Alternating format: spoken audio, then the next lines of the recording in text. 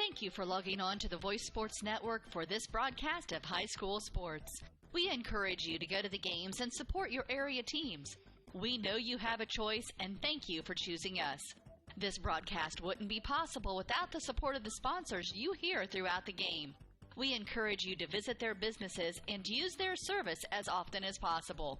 Be sure to tell them thanks for their support. Now, sit back and enjoy the game, and be sure to subscribe to our YouTube channel.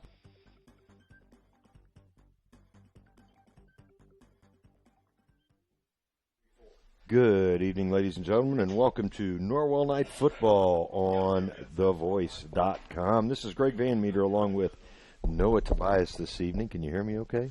I can't hear you at all through my headset. How about now? There we go, now. All right. We are at beautiful Columbia City High School. We do not have video for you tonight.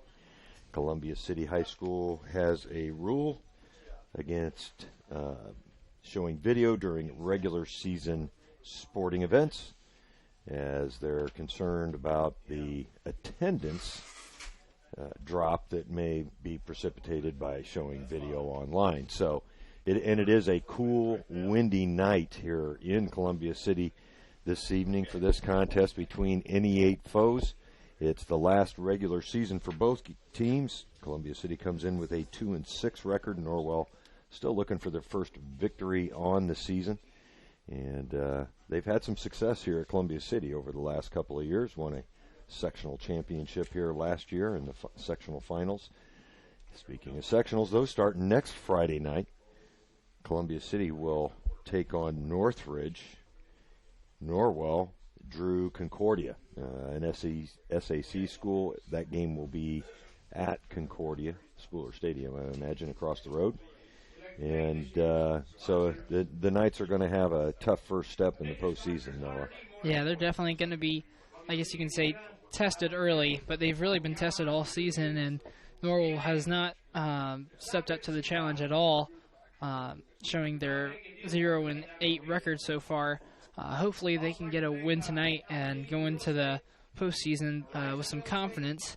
And some momentum. Yes. Yeah, it'll be really, this is a pretty big game for Norwell from that perspective, in that it would be really, I think, a breakthrough for this team, not just to get in the win column, but to just give them some confidence. The offense has really struggled all year long for this team, and, if they can put a few scores on the board that would allow them to gain that confidence to go into the postseason with some momentum, I guess you could say, against the Concordia Cadets, because Concordia is a very solid team. Yeah, they are, and they're actually playing against Carroll tonight. And Carroll and Concordia are both super good schools this year, and it's going to be a tough one for both teams. I'm excited to hear about how that will end up. My parents are actually at that game right now. Is that right? Yep, they are. And it's at Carroll. At Carroll. So, in Carroll, they've only lost a couple of games this year, as I recall.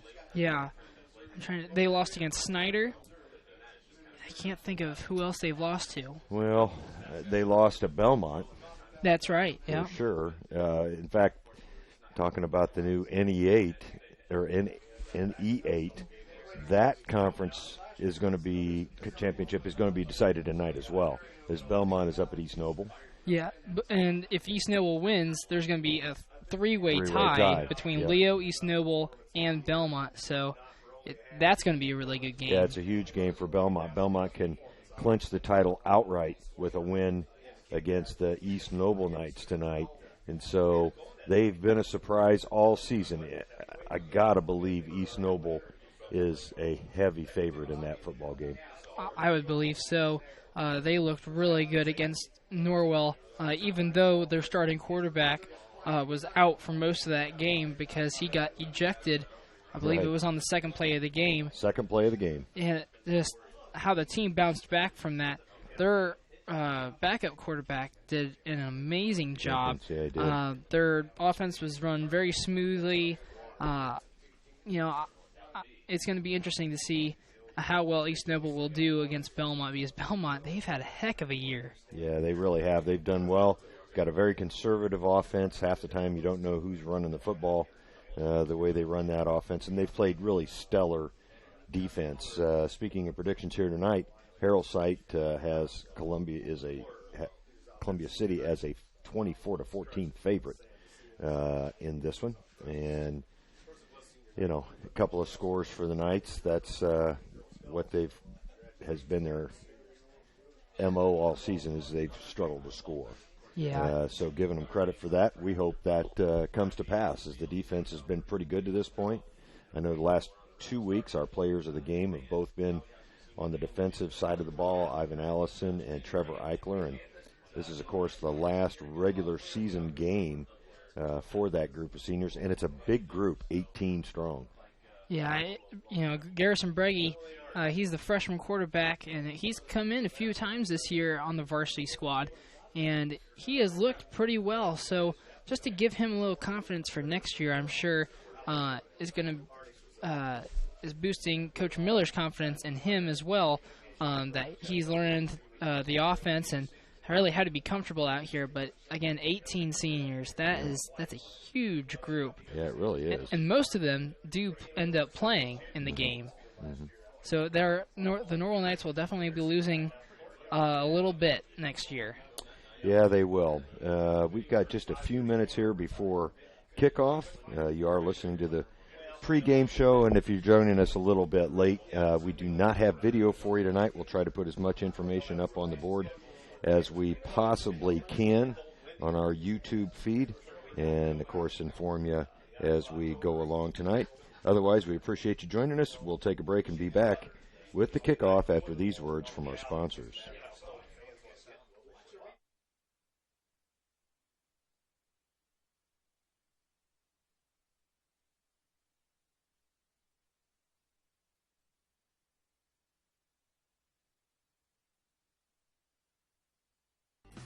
Montpelier Ag LLC is locally owned and operated by Southern Wells grad Bill Bonham. Montpelier Ag LLC offers your hometown advantage by keeping costs down and dealing with someone you know. Located at 240 West Windsor Street in Montpelier, open Monday through Friday from 8 to 5 and Saturday from 8 to noon. Bill invites you over to the store, have a cup of coffee while you're there, and check out the inventory of farm and garden supplies, pond supplies, pet food, and bird seed, and more. Montpelier Ag LLC, proudly supporting high school sports.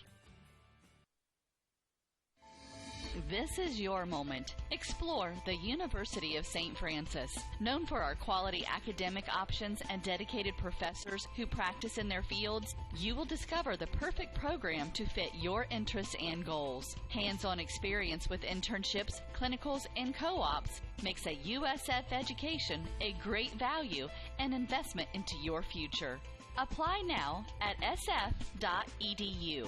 We are seeking applicants for $15 million in scholarships this year. This is your moment. Believe. Pizza Hut is changing the way you think about pizza with their Flavor of Now menu. With over 2 billion combinations of new ingredients, crusts, and sauces, you can customize your pizza and take it where pizza has never gone before. But don't stress, all the old-time favorites are still available. At Pizza Hut, it's everything you've always loved about pizza and more. Order online now at pizzahut.com or download our mobile app. Pizza Hut Flavor of Now menu at your local Pizza Hut in Bluffton. Well, welcome back to Columbia City. Columbia City just running onto the field in their burgundy uniforms, and now I've got both ears back. So it's just the commercials that I can hear with both ears. Same here. Yeah, that means it's got to be something in here. Of course, the Eagles in those burgundy uniforms with gold numbers, easy to see tonight, and we appreciate that. Norwell in their white away jerseys with the dark blue numbers, and we're a lot closer here on the visitor side. It's a very unique setup here at Columbia City. The only press box they have is on the visitor side of the field, which is the south side, for those of you who are directionally oriented. And the home side, the north side, does not have any kind of score box. So we are much lower than what we normally are at basically any other facility. Now, there are a couple of facilities where they have press boxes on both sides, Homestead being one, Carroll being another. But that's only at the biggest facilities. And and those are great facilities. Yes, they are. They really are. Here at Columbia City, I know they're considering, and I believe maybe they've even voted in a significant remodeling plan of the high school. And I know at one time there was talk of possibly even building a new high school. But same with Norwell back a few years ago. Yeah, and the modeling project has turned out very good. I know walking through there, it's sure not the high school that I walked through 30 years ago. Maybe a little bit more than 30, more like 35 years ago, actually. 34. I guess 34. And next weekend, my family's going to go down to Taylor University, and we're going to be celebrating my mom's 30th anniversary at Taylor. So that should be a lot of fun. We're going to have lunch with friends and just spend the day there watching some football. Yeah, I know the baseball program finished up their fall ball series, I believe, last weekend. Several former Norwell players down there playing. Nate Shelton, Luke Hunter. And then Alex Hunter was playing tennis for Taylor, and he had a fairly good year this year. Well, Norwell will be kicking off with the wind. Hunter Engel out there to do the honors. And we are underway here at Columbia City. It's fielded at about the 15-yard line. And cutting up the sideline is number 87. That's Austin Bolt. He was tackled by number 4, Avery Taylor. Austin Bolt, just a sophomore, listed at 6'3", 170. Bolt has been a pretty common name around this Columbia City football program for the last few years. So it'll be 1st and 10 from the Eagles' 36-yard line. I wonder if I can get that. No, don't have a spot to insert the yardage where the actual football is placed. Normally you'd be able to see it on video, and Norwell with a tackle for loss, several guys in there, but I think the first one to make contact was Larry Williamson? Yeah, Colin Schwartz. Oh, yeah, Colin Schwartz, I was going to say. What's his number? Colin Schwartz, number 53. 53, yeah, that's what threw me off. I looked up, saw 6. So Colin Schwartz with an immediate tackle for loss, and it's 2nd and 16. And the quarterback the quarterback kind of bobbled the ball when he was trying to hand it off to the halfback, so he just ended up keeping it. And, of course, that quarterback is Brock Snaufer, and another tackle for loss will make it 3rd and a bunch for Columbia City. That ball's going to be spotted all the way back on the 26-yard line, so that'll make it 3rd and 20 for the Eagles. And got to kick into that wind right off the bat here. That's Mosier that'll do the kicking for the Eagles, I believe. And he'll be punting into a stiff wind from about the 15-yard line. Left-footed kicker. It's a low kick. And he gets a really nice roll, as that ball was never more than about 7 feet off the ground. It rolls down to the Norwell 38, and that's where the Knights will take over. So a good first possession for the Norwell defense, Noah. Yeah, Norwell's just really going to have to work the football here and just establish confidence early. The more confidence that they have, the better off they'll be later in the game, because they've had trouble scoring, is what we've been saying during the pregame. Good to see Carson Gerber back out there, who had a ankle sprain in the ball game last week at Norwell. He hands off to Ringer. Ringer has room outside. He's down the left side across the Columbia City 40, the 30, the 20, the 10, and caught by the ankles at about the 8-9 yard line.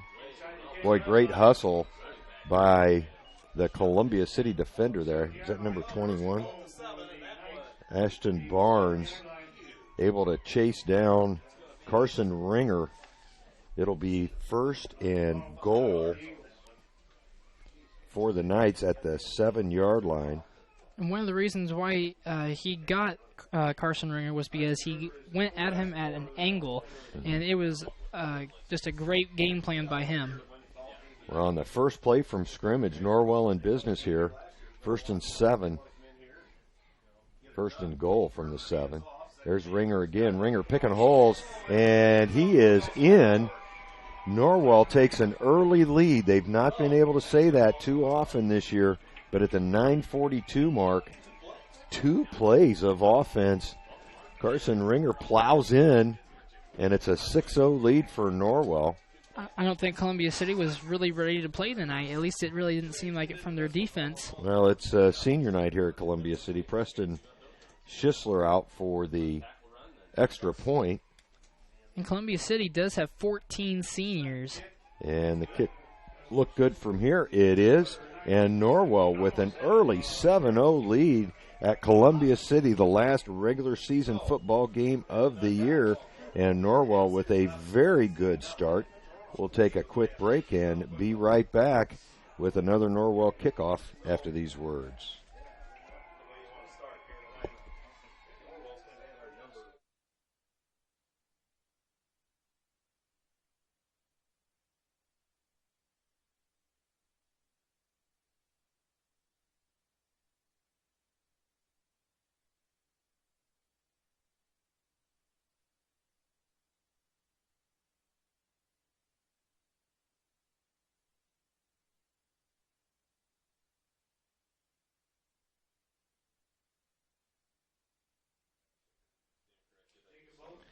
Hunter Engel back out for his second kickoff of the game here within the first 2.5 minutes of this one. 9:42 on the clock here in the first quarter. Engel with the big right foot. He had one of the best punts I've probably seen in the last 3 years last week. That kick again taken at about the 14-yard line. And another good return. Bryce Kelly wrapped up the Columbia City guy. Yeah, it was Austin. On his ankles. Yeah, that was Austin Bolt on the return. Engel not keeping it away from him, and Bolt has had a couple of good runbacks now. Ball spotted at the 34.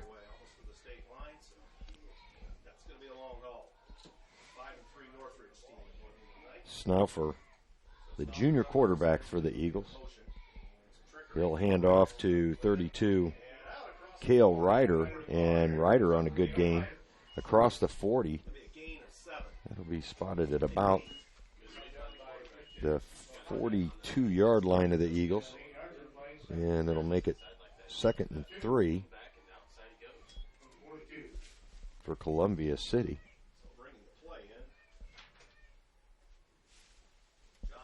And the one thing I'm supposed to try to do tonight, Noah, is use Twitter to put updates out there.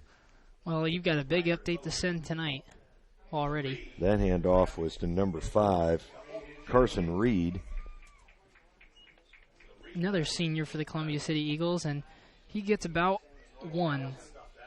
Or, no, he just gets back to the line of scrimmage. So it's going to be 3rd and 2.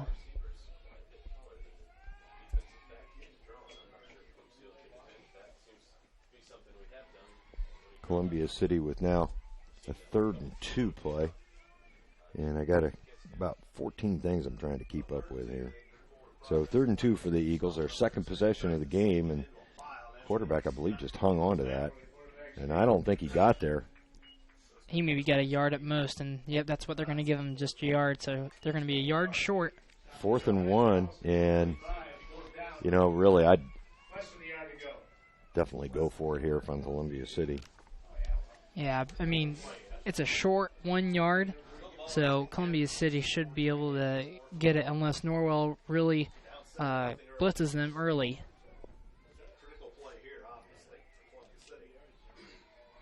Brock Snoffer up under center. and he's into the pile. Boy, I'll tell you, that's really close, Noah. Yeah, and I don't think he got it. Offside penalty. Yeah, That is not good. Well, that's a break for Columbia City, as they'll have 1st and 10 now at their own 49. Columbia City is on their own 49-yard line. And it's their first down of this football game. Norwell, the defensive line really got great penetration on that first series. Took them 3 and out. Snaufer goes right, has some room to run, breaks across the 45 yards of the night, and he's close to a first down. He'll only be about a yard short, so we'll see where they mark it, but it looks to me it'll be like 2nd and 1. And they're going to call it 2. I talked to Coach Gerber today during one of my classes, and he says that that's what Columbia City is really going to do, is just really establish that run early, like a lot of the teams that we faced already this year. So now for the quarterback listed at 6'3", 175, he hands it off, and the first down is gained by the runner. We'll have to check and see who that is. I think that was Carson Reed. Yep.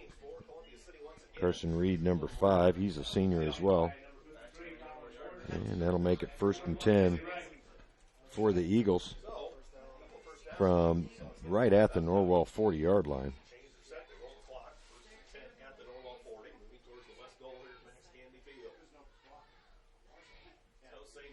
Columbia City trying to answer Norwell's score. 6:18 left here in the first quarter. Norwell up by 7.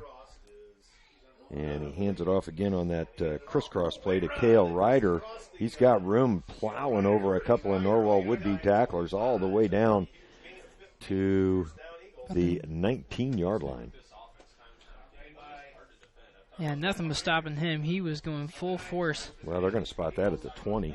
So another 1st and 10 for Columbia City, and they've done a great job of sustaining the drive on this particular possession.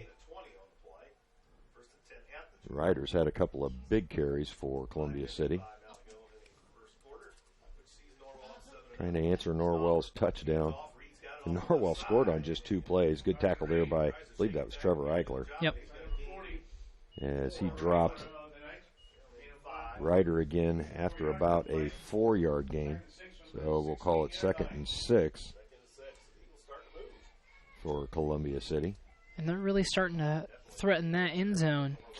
Well, they've only had the one pass play that was unsuccessful on 3rd down in their first possession. Otherwise, they've had a lot of success here on the ground on this particular series. Yeah, their offensive line has really opened up quite big holes.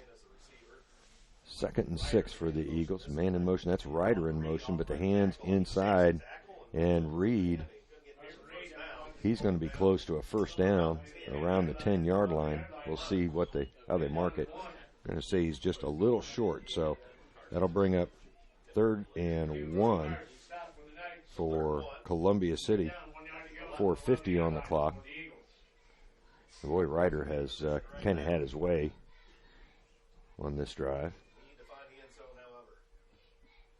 Ball sits just outside the 10-yard line. Getting low behind the center, Brock Snaufer. Snaufer hands it off to Reed again. Reed carrying tacklers down inside the 5. And that'll be 1st and goal for the Eagles from, looks like maybe the 4. Trevor Eichler again with the tackle for the Knights. And it looks like Columbia City is using that same formation over and over again, and there's different guys going in motion. It's usually on either side. It's kind of hard to explain. They have 5 different linemen, then they have 2 guys, either like a receiver or a tight end. Or no, 2 receivers on both ends. That's Ryder again, I believe, on the carry. He stood up at the line of scrimmage, and he might have gained a yard on that play. Yeah, I think they're marking him on the 2-yard line. Yeah. That'll make it 2nd and goal for the Eagles. Just outside the 1, I'd say. I mean, they're calling it at the 1 on the scoreboard, but the ball actually looks like it's placed outside of that a little bit. Stauffer keeps it himself. Columbia City player signaling touchdown now. The official does. And just like that, Columbia City with a long on-the-ground drive answers Norwell's touchdown. It's 7-6 here at Columbia City.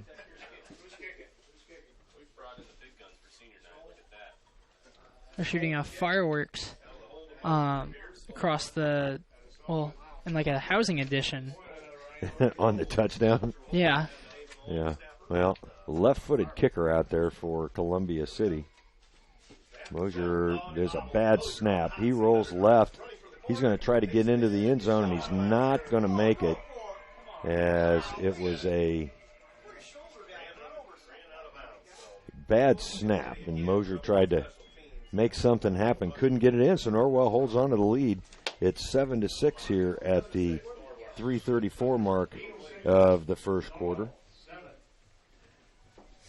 And it's a break for Norwell.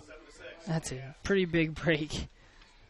But, hey, we'll take whatever we can get. It's going to be tough kicking tonight, though, too. That wind's coming pretty much directly out of the west, and at least when we came in here, it was a clipper out of the west, probably 15 to 20 mile an hour. Cool night. Very cool night. And that's going to make the ball a little bit harder, a little bit tougher to kick. I'm sure the ball won't get back to Jaron Stubbenhagen. It'll probably be, I think, Peyton Laley or Brody Myers. It'll be deep. Oh, you mean to field the kick? To field the kick. Yeah, just because Stoppenhagen is deep enough. Yeah, he's back there on the 15-yard line. Kicking off will be 85, Jacob Bolt, just a freshman. So there's Jacob and Austin Bolt. There's another Bolt that graduated last year. Jacob is a right-footed kicker. And it's high. And it's going to stay in bounds. Stoppenhagen picks it up at the 9. A break for Columbia City. He's going to be wrapped up at about the 12-yard line. And that's where the Knights will take over. I think Jaron thought it was going to bounce out of bounds.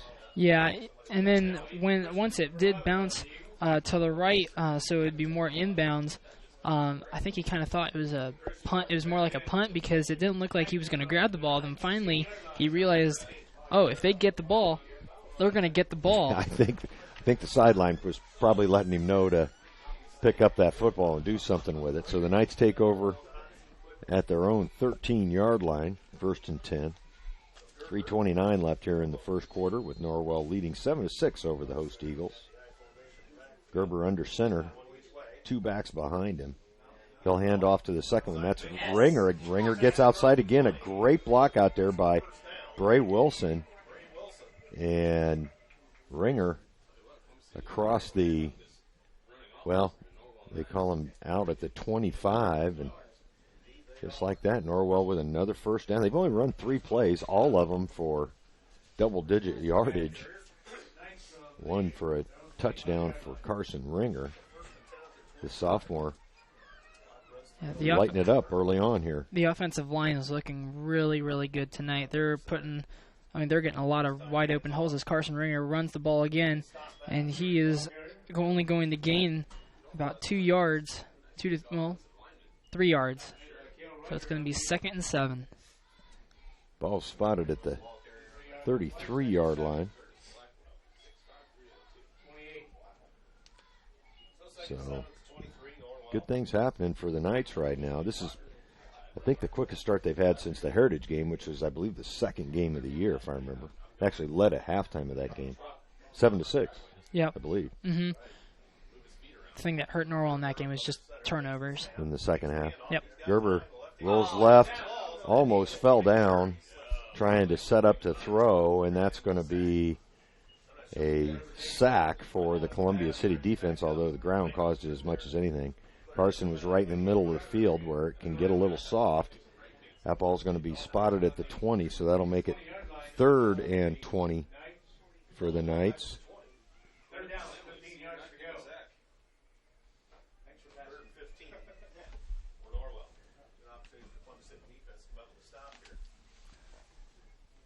So Norwell would like to get it down the field a little bit as they roll towards the end of the first quarter here. Gerber's going to keep it, gain maybe 2 yards. He did get across the 20. We'll see where they spot it. Now they're going to spot it at the 21. So just a yard gain for Carson Gerber on the keeper.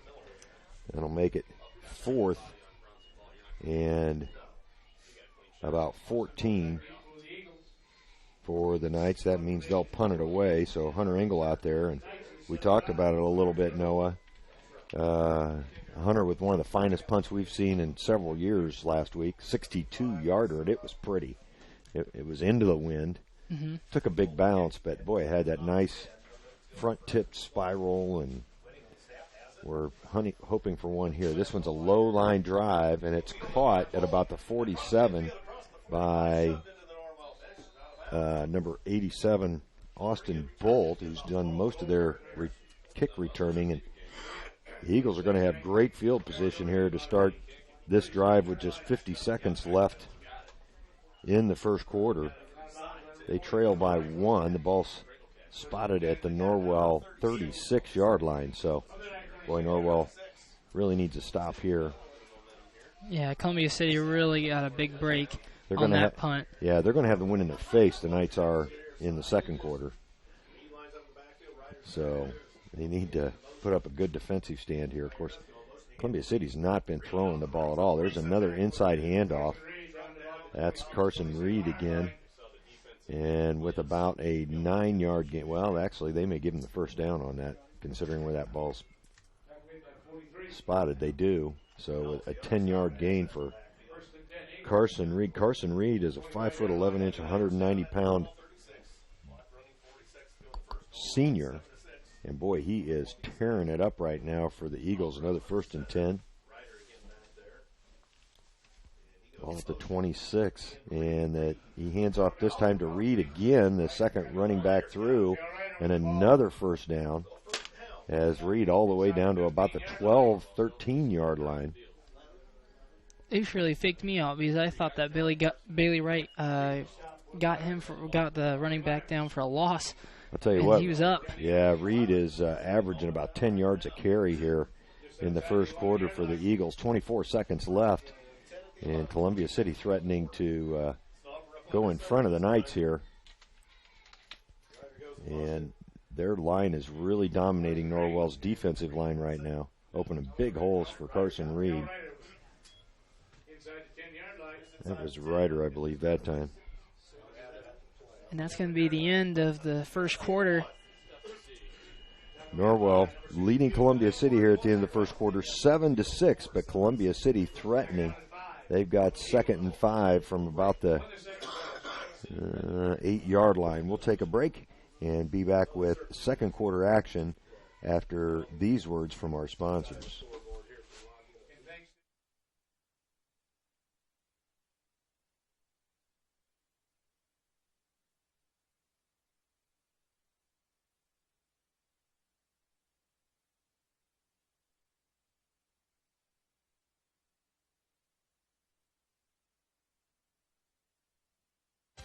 At First Bank of Bern, you can depend on us for checking accounts that fit your needs. We have free checking with no strings attached. Absolutely free checking with a free Visa debit card, free online banking, even mobile banking. Stop by or call any First Bank of Bern office. We'll help you find a checking account that is perfect for you. First Bank of Bern, employee-owned and conveniently located. Visit us online at firstbankofbern.com. Member FDIC, equal housing lender. Well, we talked about it, Noah. Columbia City is just absolutely almost running at will here against the Norwell defense since that first possession. Yeah, I mean, it's every single play. They've only passed once, Columbia City, and it was incomplete. And that was at the third down of their first series. Snuffer hands again that little counter play. That's Ryder. And he is in. So on the first play, there is a penalty on the play. Ryder's just been tearing it up. We'll see what they call. And that's I haven't seen an indication yet. Yeah. flag is placed where usually holding is called, and yep, that's what's going to be called, is holding on the Eagles. Well, that's a break for the Knights. It'll put the ball back to the 16-yard line. Second and goal for, yeah. It's going to be 2nd and 13. Yeah. 2nd and 15 on the board, right? Okay, we are in the second quarter, so get all the electronics lined up here. So many things to push and. Well, plus I'm trying to tweet because Snoffer passes the ball into the end zone, and it is incomplete. Well over the head of the intended receiver. Ryan Mosher, number 9. Ryan Mosier. Mosier, yep. Yeah. And he was well covered by number 2, Brody Myers. Brody Myers, he's one of those 18 seniors we talked about. Yeah. There we go. So 3rd and a bunch here for Columbia City. Snuffer. That's a little bit of a reverse play there. A couple of handoffs. Ryder knocked out of bounds at about the 6-7 yard line. 11:22 left here in the half. And it's going to be 4th down and 5. If Norwell could really hold Columbia City out of the end zone, that would be huge. Now, see, this is one of those spots where, you got the wind at your back. Why not take the 3 points? Being down 6-7, you would think that is what they would do, but they're not, because Snoffer is under center. And they're going for it here from about the 7-yard line. Snoffer back to pass over the middle, incomplete, and Norwell's going to take over on downs. Boy, that's a big play, and I'll tell you, you got to wonder if head coach Brett Fox is going to regret that particular play later on in this game. Really great defense by Norwell. Everybody was covered fairly well. And Columbia City has still yet to complete a pass.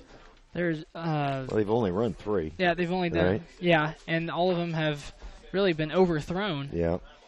Well, the wind at the back, a quarterback snuffer, so the Knights take over. 1st and 10 on their own 7-yard line. Big defensive stand there for the Knights. And a big holding penalty on the Eagles. That's Ringer again, trying to get outside on the right side. Looks like he got up close to the 10-yard line, so maybe a 2-yard gain for Ringer. Although they're not moving the stick, so it's going to remain 2nd and 10. A little bit tough to tell on that far side just how much yardage they're gaining. We're so much lower than usual. It looks like they did gain a little bit, but they actually didn't. They didn't move the sticks. Nope. 10:41 left here in the second quarter. Norwell's got a little confusion, and so Coach Miller's going to take a timeout. We'll take it along with him and be right back after these words from our sponsors. Bluffton Roofing Incorporated prides themselves on developing a long-term relationship with their customers, listening to their needs and suggesting the proper course of action, be it preventative maintenance, repair, or replacement. Bluffton Roofing and owner James Worth are GAF certified and are certified weather stopper roofing contractors. Bluffton Roofing is fully insured, protecting you and your home. Call 824-3564 or 307-6313. Bluffton Roofing Incorporated. Quality first home improvements. At First Bank of Bern, our personal commitment to the communities we serve is our main goal. It's a time-honored commitment that keeps the financial needs and concerns of our customers our number one priority. We're owned and staffed by your friends and neighbors. We count it a privilege to be an active part of the communities we call home. Strength, security, tradition, and a century-plus commitment to the generations of the customers and businesses we've so proudly served. First Bank of Bern. Depend on us. Member FDIC, Equal Housing Lender. Norwell 2nd and 10 from their own 7. Boy, there was some early movement on that line. Gerber throws it out to the left. He was in the end zone when he threw it, and really not a receiver near that football. Probably the closest was number 21, Bryce Kelly. It'll bring up 3rd and 10, and Norwell having trouble moving the football on this particular possession. And they're going to be kicking into the wind. Yeah, and that's really the tough thing.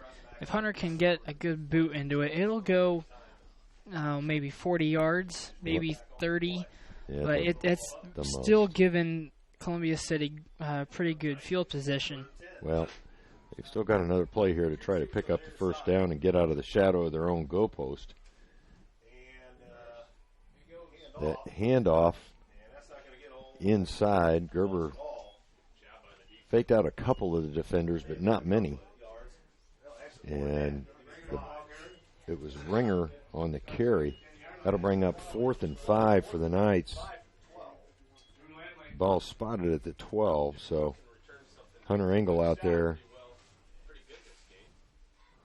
to punt it away. He's about halfway into the end zone. Yep, so we need a good snap here. You can't do anything messy. It seems like a long way to snap the football. About 17 yards. Engel's punt almost blocked, but it's a pretty good kick. It lands at about the 35. It takes a favorable Norwell bounce and is settled at the 42-yard line. So Columbia City will take over and have really good field position here with 9:46 left in the half. They trail Norwell 7-6. And they haven't had much trouble moving the football here. No, since their first possession. Yeah, their running game has really been at top notch. You know, they run about maybe 4 plays and they mix it up a lot. Snaufer under center, man in motion. That's Jacob Wygant. The handoff, though, was that to Ryder? That was Reed. That was Carson Reed on the carry, and he picked up about 4 on the play. The ball will be spotted just inside the 40-yard line of the Knights, 2nd and 6. And the plexiglass here in the Columbia City score box starting to fog up. I blame that on the radio guys. He's not paying any attention. That looks like another first down for Columbia City. They will move the chains. And who was that on the carry, Noah? I believe that was Reed. So 1st and 10 for Columbia City. The ball's spotted right at the 30-yard line. 9:03 left here in the second quarter. And Norwell's linebackers, I believe, are going to play a big part in this game. Just trying to get to the running back as quick as they can, and then also with the linemen just trying to keep them to the inside. Well, I think they can sell out on the run. I mean, Snaufer has not been good throwing the football so far. It was Wygant on the carry. Wygant, number 24. He's a freshman. 5'11", 145. So I didn't realize Columbia City played some of the young guys that Norwell did. Of course, Norwell, you talked about Breggy and Leidig, a couple of freshmen that get a lot of minutes for Norwell, at least have the last few weeks. It's 2nd and 5 for the Eagles. The ball was on the ground, but I think it was recovered by Columbia City.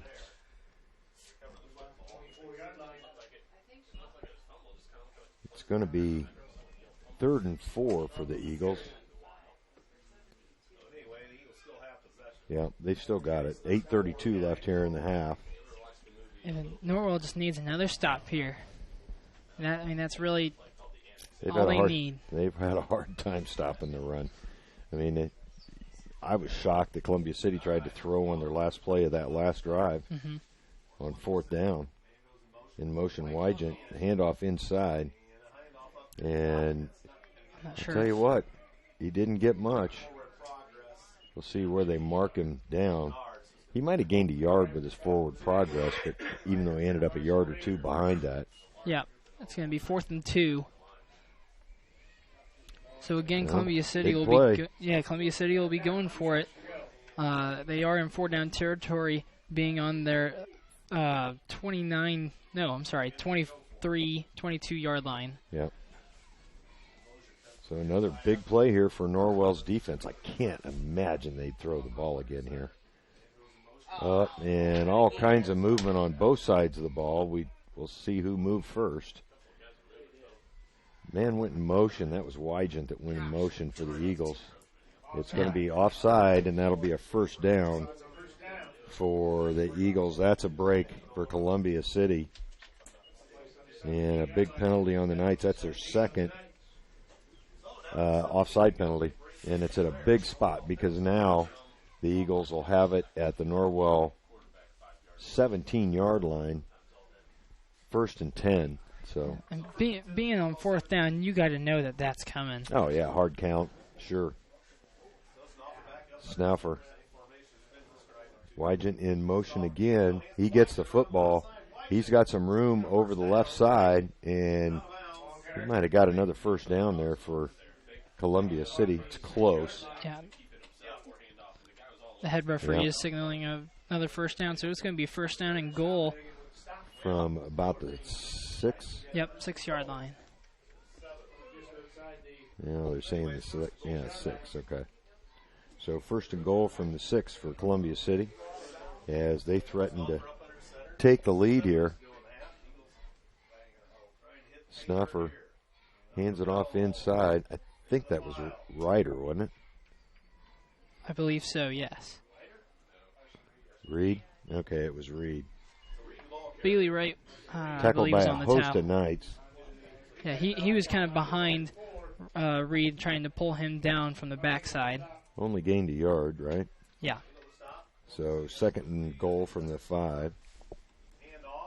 A handoff, and Columbia City saying he's in. Now this near judge says he broke the plane, and Columbia City will take a 12-7 lead on the 5-yard run by Carson Reed, the senior.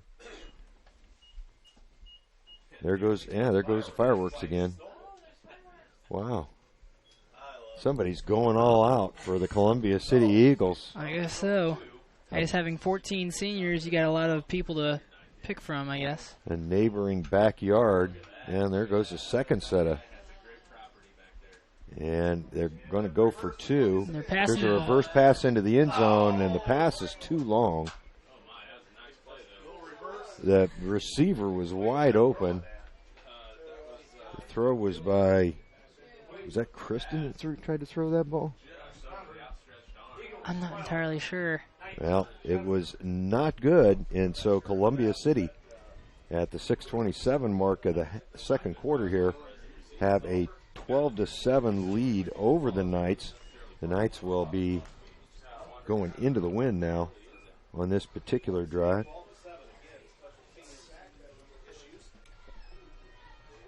Yeah, that pass was a little long, and the receiver was in a odd position, trying to backpedal as quickly as he could instead of turning his hips and getting to a spot. I think he was just nervous that he was near the sideline, and so he didn't want to go too far out, but really he wasn't. He had great position. Oh, he was wide open. Yeah. But the ball really was thrown too far. Yep. Part of that might have been the wind, although it appears as though the wind's died down significantly. That flag, that American flag at the west end of the field is barely moving now. Of course, the temperature's probably going to drop significantly now. I think it might frost tonight, from what I understand. Yeah, the high tomorrow is only 49 degrees. Short kick. It's covered up at the 25 for the Knights. And I couldn't tell who had it. Noah, did you? That's 32 for Norwell, and that's going to be Levi Leidig. Okay. So he gets his first touch of the football tonight. Norwell take over at their own 35-yard line, 1st and 10, 6:22 left in the half. Knights trail by 5. Norwell, of course, scored on their first drive. A Carson Ringer touchdown. And that was really an awesome touchdown, just getting to that point. Here's the pitch to Ringer from Gerber. Ringer with a nice little move, a good pickup, as he's going to pick up about 7 yards. And that was a great block by wide receiver Avery Taylor.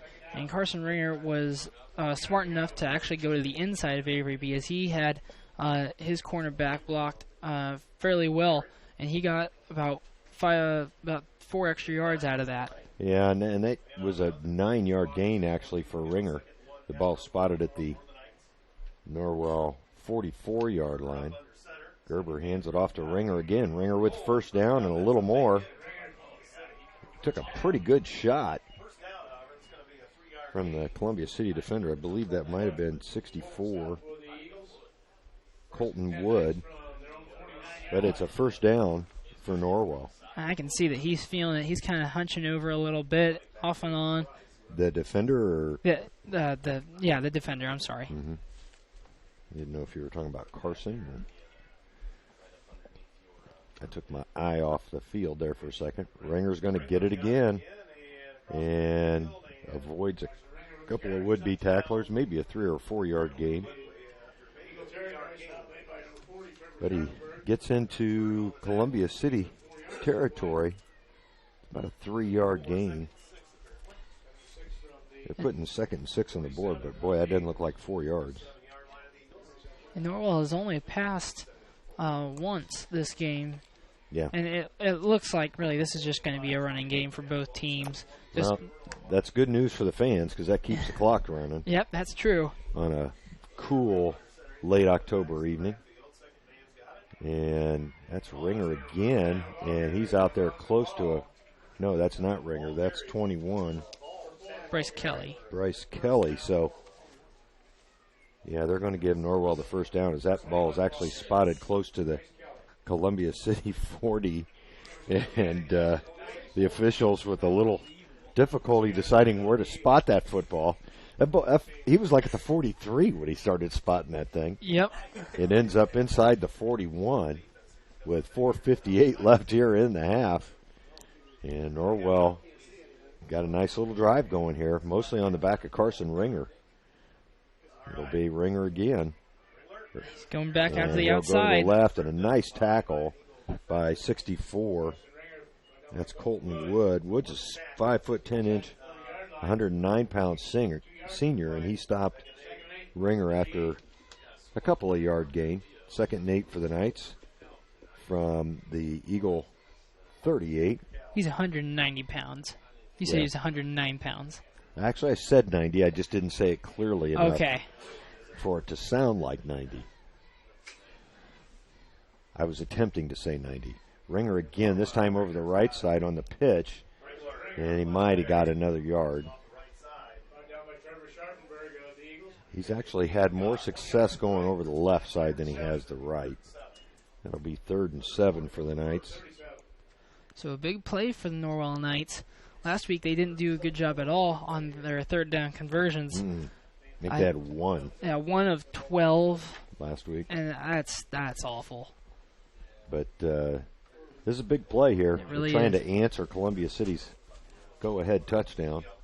Norwell trailing by 5 with 3:35 left here in the half. And Gerber back to pass. He completes the pass, but dropped for a couple yard loss. In fact, that might be back to the original line of scrimmage. It was Carson Ringer that caught it. Yeah, they lost a couple. And that'll make it 4th and 9. And it looks like the kick team is coming out. Hunter Engel already with a couple of punts tonight. Boy, and I'll tell you what, it just seems the center is snapping that ball 15 yards. That is a long snap. I promise you, in watching the St. Francis games, they're not snapping at 15 yards. It's a good snap, though. I was gonna say, that's a pretty Hunter good with snap. a high kick, and it's let allowed to drop. It takes a little bit of a Columbia City bounce, and it'll be down at about the 17-yard line. So that's where the Eagles will take over. 1st and 10 with 2:34 left. They lead Norwell 12-7. Yeah, it's at the 16 actually. So neither team doing a great job of stopping the other team's running game, although that time Columbia City was successful.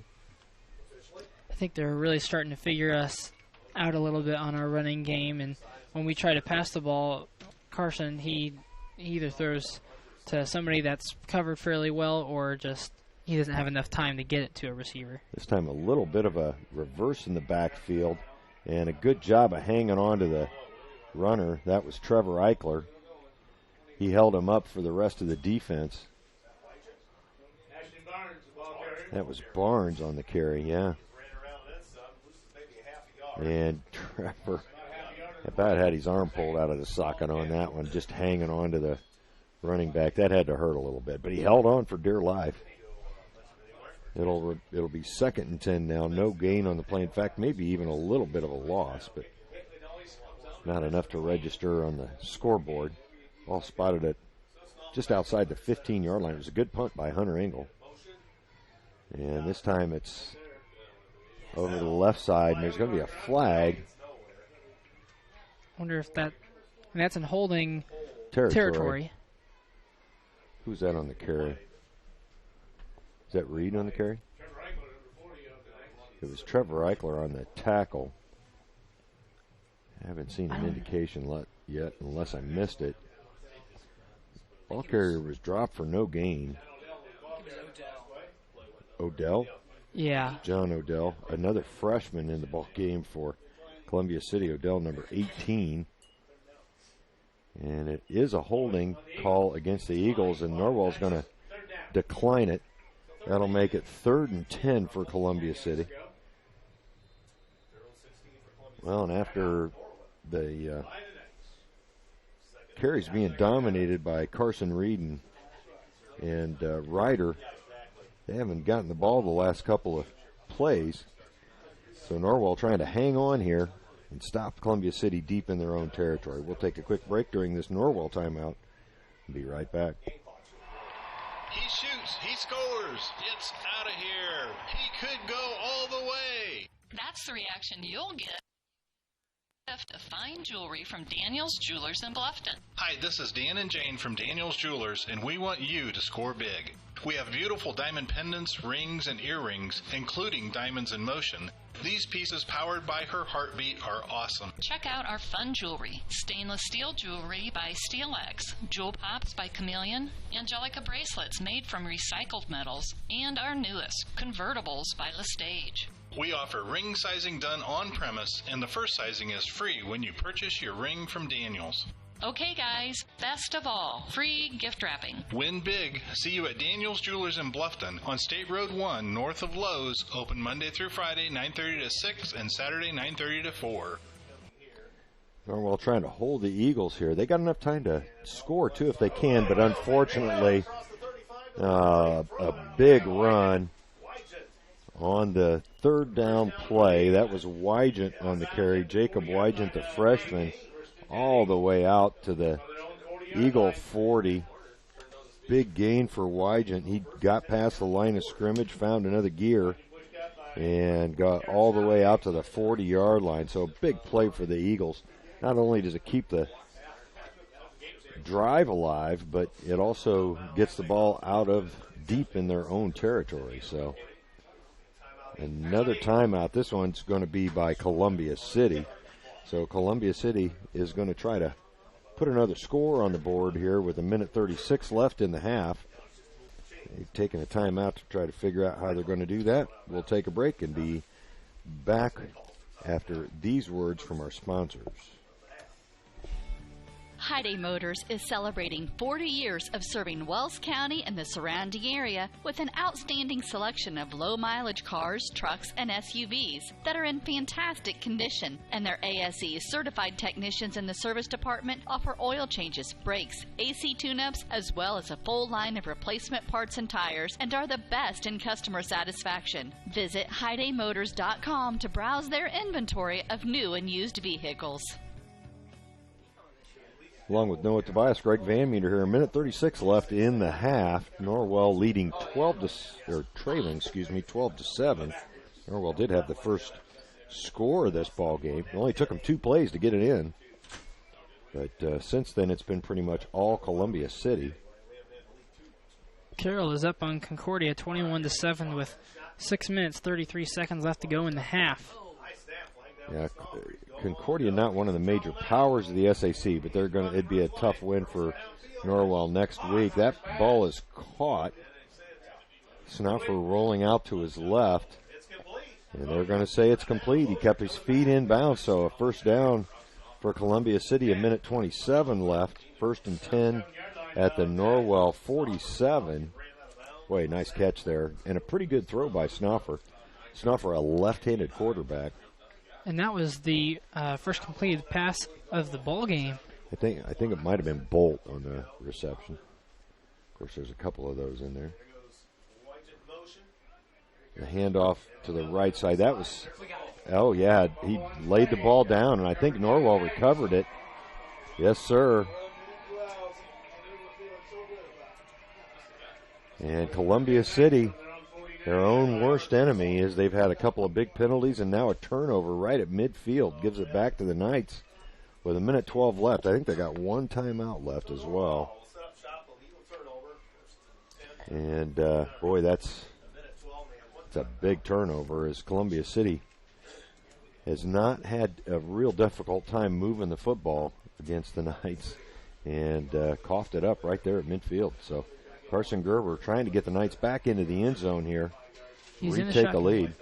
He'll run left and maybe gain a yard or two.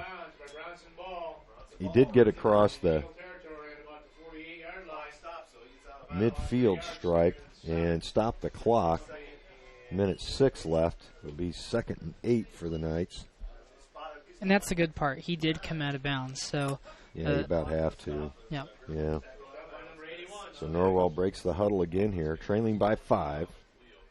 Late in the first quarter. Gerber in the shotgun.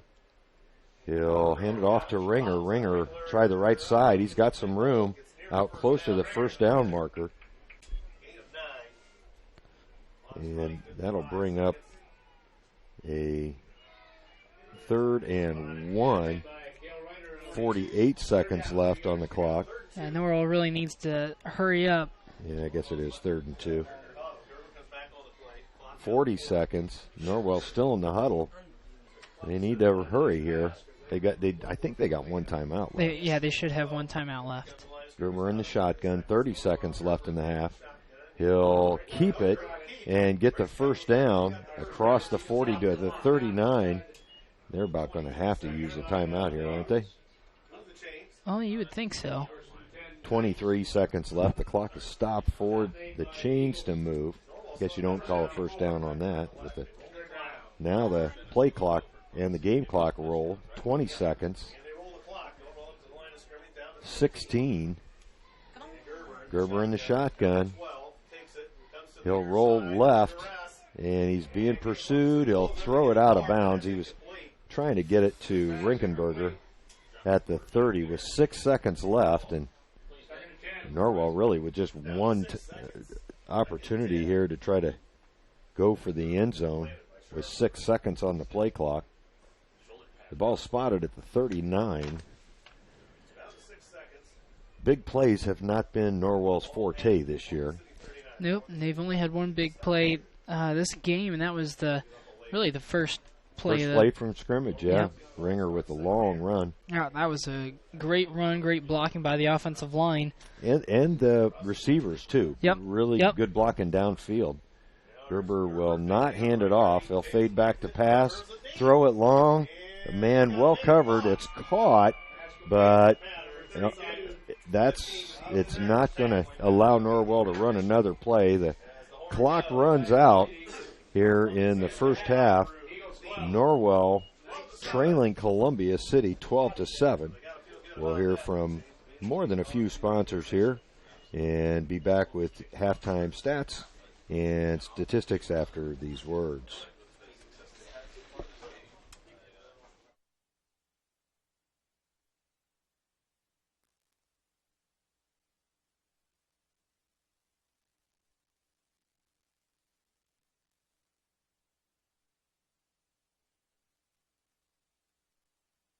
Costly misconceptions about collision repair, brought to you by Lauren's Body Shop. All repair shops are basically the same. False. There are substantial differences among repair shops. Some have made large investments in equipment and training, others have not. Always do your homework when selecting a repair facility. In business since 1951, Lauren's Body Shop on East Dustman Road specializes in insurance collision repair, offers free estimates, and an outstanding limited lifetime warranty. Visit laurensbodyshop.com. Hi, this is Dale from the Voice Enterprises. For countless years, I struggled with back pain, and more often than not, the doctors would just prescribe pain meds, which would just dull the pain. It wasn't until I was referred to Indiana Physical Therapy that I truly experienced pain relief. The professionals at IPT showed me the correct exercises and stretches for my problems, and my back pain began to fade away, and as a result, my entire body began to feel better. Indiana Physical Therapy's highly trained professionals treat all types of injuries and ailments and accept all insurance. For more information on IPT or to schedule an appointment, call 824-0522 or visit indianapt.com. Bluffton Plumbing, Heating, and Electric strives to be your total service provider. Their licensed technicians can handle all of your electrical, plumbing, heating, and cooling needs, and now offers duct cleaning. No job is too small or too large for their service professionals. From electrical repairs, water heater replacements, sewer and drain cleaning, well repair, and remodel jobs. Bluffton Plumbing, Heating, and Electric, located behind Lowe's on Commerce Drive in Bluffton, 888-824-3332. That's 824-3332. The new Kaler Nickel Foundation Family YMCA, 550 West Dustman Road in Bluffton, is now open and invites you to stop by and take a tour of the new facility. When you join the Y, you're not just a member of a facility, you're part of a community, surrounded by friends as well as caring and knowledgeable staff. Here are just a few of the benefits of joining the Y. Unlimited participation in group exercise classes, free childcare while you work out, and free private health and wellness consultations. You don't want to miss out on all your local YMCA has to offer. To learn more, visit fwymca.org. For over 30 years, Dewey Soft Water and Appliance, located at 231 North Wayne Street in Warren, has been selling and servicing appliances for your home. They feature Maytag appliances, Pentair water softeners, and Aquaflow reverse osmosis systems to make your home's water clearly better. And when you purchase from Dewey's, the experienced professionals will deliver and install it properly and test it in your home so you can have peace of mind. They also have salt and bottled water delivery service available. Dewey's Soft Water and Appliance. Call 1-800-356-4440. That's 800-356-4440. Dewey's Soft Water, who reminds you, if troubled, try prayer. Are you taking the first step towards a healthier you, or are you just tired of the same workout?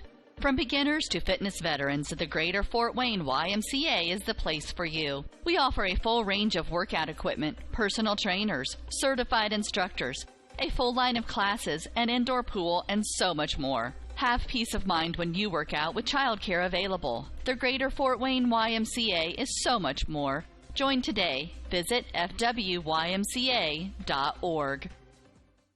Yeah, welcome back to Columbia City in your halftime show. Of course, you've been watching the Subway Score Bar, sponsored by local Subway restaurants in the Bluffton Walmart and in Markle. And, of course, no video picture tonight. Columbia City doesn't allow it.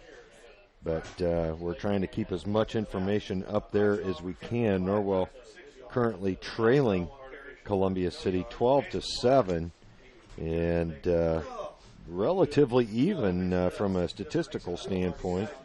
Norwell with 115 yards rushing, mostly Carson Ringer on that, 110 of those yards. For Columbia City, they've rushed for 150. Cale Ryder, the leader there, with 56. Carson Reed with 54. Jacob Wygen also with one big run. He had 41 yards. Other contributors for Norwell, Bryce Kelly had one rush for 7 yards, and Carson Gerber 4 for 6. From a passing perspective, not a lot of throwing going on. Unless you're just joining us, I think you got a pretty good perception that that is the case. Norwell with 23 yards passing, Columbia City with 13. Columbia City's only completed 1 of 4 passes, Norwell 2 of 4. So from a total offense standpoint, Norwell 21 plays and 138 yards of total offense. Columbia City 34 plays with 163 yards of total offense, and they have kind of dominated possession time as well. They've had it for 14 minutes, Norwell for 10. Some other statistics we'll let you know about from a punt standpoint. Norwell's punted twice, or returned. They punted 3 times actually for a 28-yard average. That's, of course, Hunter Engel. Columbia City's only punted once. That was a 36-yarder. From a penalty perspective, not many flags thrown. Norwell had a big offside penalty, but they've had 2 of those, 2 for 10 yards. Columbia City, just 1 penalty. That was a holding penalty, 1 for 10 yards. Third down conversions, Columbia City 2 of 6, and Norwell 1 of 4. Mentioned the passing, Carson 2 for 4, Snaufer 1 for 4. Gerber's been sacked once. Snaufer's not been sacked, but he's been tackled for loss a couple of times. From a receiving perspective, Levi Leidig had 1 reception for 25 yards for Columbia City. Ryan Mosier, their lone reception for 13. Mosier also the punter with that 1 kick for 36 yards. From a return standpoint, Jaron Stoppenhagen's had 1 kick return for 4 yards. Levi Leidig 1 for 11. And then tackles defensively for Norwell. Trevor Eichler leading the way. 6 unassisted, 1 assist for 6.5 total, and 1.5 of those were for loss. Jaron Stoppenhagen, very active tonight. 5 unassisted tackles. Bailey Wright with 2 unassisted and 1 assist, 2.5 total. And then Colin Schwartz also having a good game defensively so far with 2 unassisted tackles and an assist. That's a total of 2.5. Just to review the scoring again, Norwell got on the board first at the 9:42 mark of the first quarter. Carson Ringer running it in 7 yards, and Preston Schisler converted the extra point kick. Columbia City answered at the 3:34 mark. Snaufer with a 1-yard run, the quarterback, but the 2-point attempt failed. It was actually going to be a kick, but it was a bad snap, and Mosier tried to run it in, couldn't get there. Then at the 6:27 mark of the second quarter, Carson Reed ran it in from 5 yards out for Columbia City. Again, they tried a 2-point play. That didn't work, so that's your scoring. Not a lot of it here in the first half, but Norwell right in this one, Noah, trailing by just 5 at halftime. Yeah, really, Norwell did a great job coming out strong. I mean, that's the one difference I really saw today. But, you know, they're really trying to get more points on the board. It's been tough for them all year to get points on the board. Really, you've heard it all tonight. This is just a running game, basically, and it's making this game go by fairly fast. I mean, just with Norwell getting the 115 yards and Columbia City 150 yards, and I'm telling you what, folks, the 150 yards, that's really gone by little increments at a time. There really haven't been a big gain. There hasn't really been a big gain for Columbia City. There's only been that one big gain from Norwell, and that was basically the first play of Norwell's first possession. But both teams doing fairly well on the offensive side and definitely just going to that running. Yeah, I was going to see if there were any other halftime scores here locally that we might be able to share with you, following us online on YouTube. Homestead was leading Northrop I believe, 14-7. Adams Central is beating Woodland 14-7 at halftime. Yeah, all my stuff is filled up with baseball information. Is the American League Championship Series just getting underway in Kansas City, or just about to get underway. Of course, the Blue Jays taking on the Royals in Kansas City tonight. The National League Series starts tomorrow night. Real baseball, that's right. As the Chicago Cubs kick off their championship series against the New York Mets at Citi Field in Queens. And, yeah, it's if you're a Cubs fan, it's okay. I mean, any team can have a bad century. Exactly. 107 years since their last World Series championship. We got huge Cub fan Dean Gehring here in the score box. He's got his Cubs sock hat on. My Cubs sock hat is at home. Same with mine. So I'll put that on tomorrow night watching the game in my basement. I'll have my Cubs sock hat, my Cubs sweatshirt, or T-shirt, depending on how warm it is in the basement, my Cubs socks, and my Cubs shorts. Are you a Cubs fan? Yes, I am. Oh, I couldn't. Yeah. I didn't know. I know it's hard to tell. It really is. But we're going to have a lot of fun tomorrow night. Of course, a lot of fun right now for all of Chicago-dom, and a lot of bandwagon fans right now. And you know what? We'll take every one of them. Yeah, most definitely. I was up in Chicago during, that was fall break. No. I was during Labor Day weekend. And we were at the Chicago Cubs Stadium at first, and we asked a Cubs fan. Yeah, it's called Wrigley Field. Whatever. Okay, I know it is. Just I was in. Heaven on I was earth. in the moment. You can call it heaven on earth. You can call it the best ball diamond on the planet. Any of those terms will work. So go ahead, Noah. Finish your story. And we asked a Cubs fan, are there a lot of bandwagoners this year? And he said, oh, yes, especially because the Chicago White Sox are doing awful this year. They did not have a good year. Yeah. But it's a good year for the Cubs, and they'll try to. And the other great thing about playing the Mets, I know we're talking about baseball here during the halftime show, but the other great thing about playing the Mets is if they can beat the Mets, it should exercise for once and for all 1969. Of course, I'm sure, Noah, you know what I'm talking about there. I don't even know because that was because you're when a bandwagon fan. That's why. No, that was because I was negative that's right. 17. Yeah, but you should know the story anyway, because Ron Santo, in the on-deck circle at the old Shea Stadium, a black cat crossed between, actually almost went all the way around him before disappearing into the night, obviously placed there by Mets fans at the time. I was 7. And it worked because that was early in September of 1969. The Cubs, I believe, had an 8-game lead at that point in time. It was a pretty good-sized lead, and they gave it all back. The Mets, of course, went on that year to win the World Series with an outfield of Cleon Jones, Tommy Agee, and Ron Swoboda. I've never heard of those people. Ron Swoboda made a big catch in the World Series, diving catch. But anyway, I'll tell you what, we got about 4 minutes left here before the start of the second half. We'll take a break. I'm sure you're tired of listening to me talk.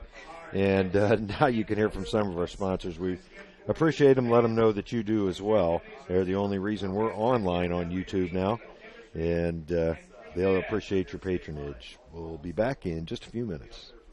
T.W. Fable, a modern American restaurant, is located inside the clubhouse at Timber Ridge Golf Course at 2330 East, 250 North in Bluffton. You can enjoy a fine dining experience Tuesday through Thursday, 5 to 9, Friday and Saturday, 5 to 10. Kitchen closes 1/2 hour prior to lounge. If you are looking for a great spot to have lunch, visit 250 Grill to enjoy some sandwiches, wraps, salads, and appetizers. T.W. Fable Restaurant, 2330 East, 250 North at Timber Ridge Golf Course.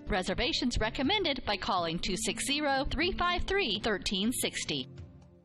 Great. I've got to walk by dresses, then hosiery, then women's fine clothing. Where are the men's clothes? Men, does this sound familiar? Avoid the women's department altogether by going to Masterson's Incorporated Store for Men. You heard right, a store for men. At Masterson's in Bluffton, you'll find famous make clothing like Palm Beach, Calvin Klein, Lauren, Van Heusen, and shoes by Johnson Murphy, Florsheim, and Dockers. Masterson's also has tuxedo rental and is the Boy Scout and Cub Scout distributor for the area. Wow, look at this. A store just for men. Masterson's Store for Men, 120 127 West Market Street.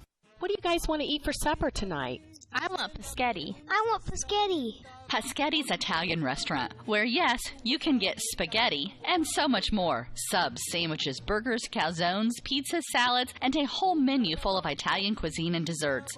Paschetti's restaurant is conveniently located at 229 West Market Street in Bluffton, and they're open for lunch 11 to 4, 7 days a week. Fine, we'll go to Paschetti's, but I want some garlic knots. Paschetti's, open Monday through Thursday 11 to 9, Friday and Saturday 11 a.m. to 10 p.m., and Sundays 11 to 8 p.m. Paschetti's Italian Restaurant, 229 West Market Street in Bluffton. Indiana is filled with fabulous golf courses that offer a variety of experiences and are as diverse and distinct as the regions they're in. And there is one right here in your backyard that you shouldn't miss. Green Valley Golf Club, located at 2635 East, 150 North in Bluffton. You deserve a little time on the greens, so book your tee time, brush off your spikes, and get ready to play. Green Valley Golf Club, located at 2635 East, 150 North in Bluffton, just east of the Stone Quarry. Hyundai Motors is celebrating 40 years of serving Wells County and the surrounding area with an outstanding selection of low-mileage cars, trucks, and SUVs that are in fantastic condition, and their ASE certified technicians in the service department offer oil changes, brakes, AC tune-ups, as well as a full line of replacement parts and tires, and are the best in customer satisfaction. Visit HyundaiMotors.com to browse their inventory of new and used vehicles. Hi, this is Dale from the Voice Enterprises. For countless years, I struggled with back pain, and more often than not, the doctors would just prescribe pain meds, which would just dull the pain. It wasn't until I was referred to Indiana Physical Therapy that I truly experienced pain relief. The professionals at IPT showed me the correct exercises and stretches for my problems, and my back pain began to fade away, and as a result, my entire body began to feel better. Indiana Physical Therapy's highly trained professionals treat all types of injuries and ailments and accept all insurance. For more information on IPT or to schedule an appointment, call 824-0522 or visit indianapt.com.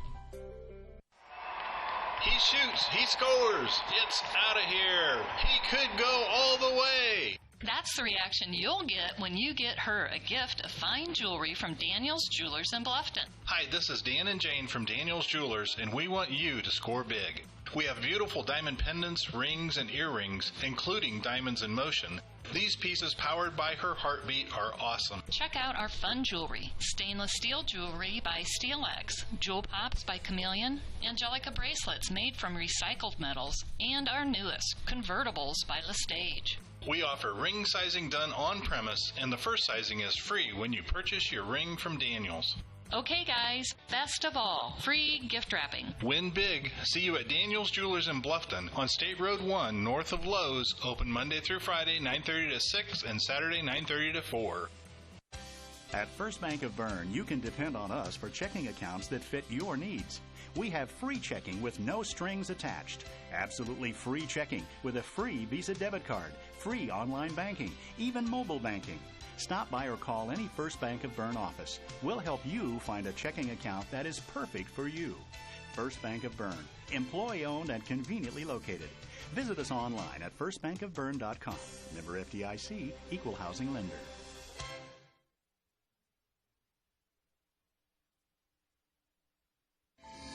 This is your moment. Explore the University of St. Francis. Known for our quality academic options and dedicated professors who practice in their fields, you will discover the perfect program to fit your interests and goals. Hands-on experience with internships, clinicals, and co-ops makes a USF education a great value and investment into your future. Apply now at sf.edu. We are seeking applicants for $15 million in scholarships this year. This is your moment. Believe. Welcome back to Columbia City. A hot and heavy discussion here in the press box. It's not about football. It's about Chicago Cubs baseball. And it's about you ridiculing me because I said Chicago Cubs Stadium. Grow some thicker skin. It's the start of the third quarter. The Knights trail the Columbia City Eagles 7-12. And I'll tell you, Noah, the Eagles have not had much trouble moving the ball on the ground against the Norwell defense. No, they have not. And really, like I said during the halftime show, it's just coming in really little increments. But, every once in a while they will get about 10, 15 yards on a run that it just breaks out.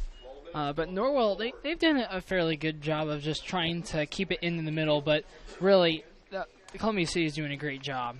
Well, both teams have kind of shot themselves in the foot with penalties a couple of times. And Columbia City with not being able to complete a pass, only one of 4 in the first half, I believe. Yeah, and the one pass that they did complete was very important. Oh, it was.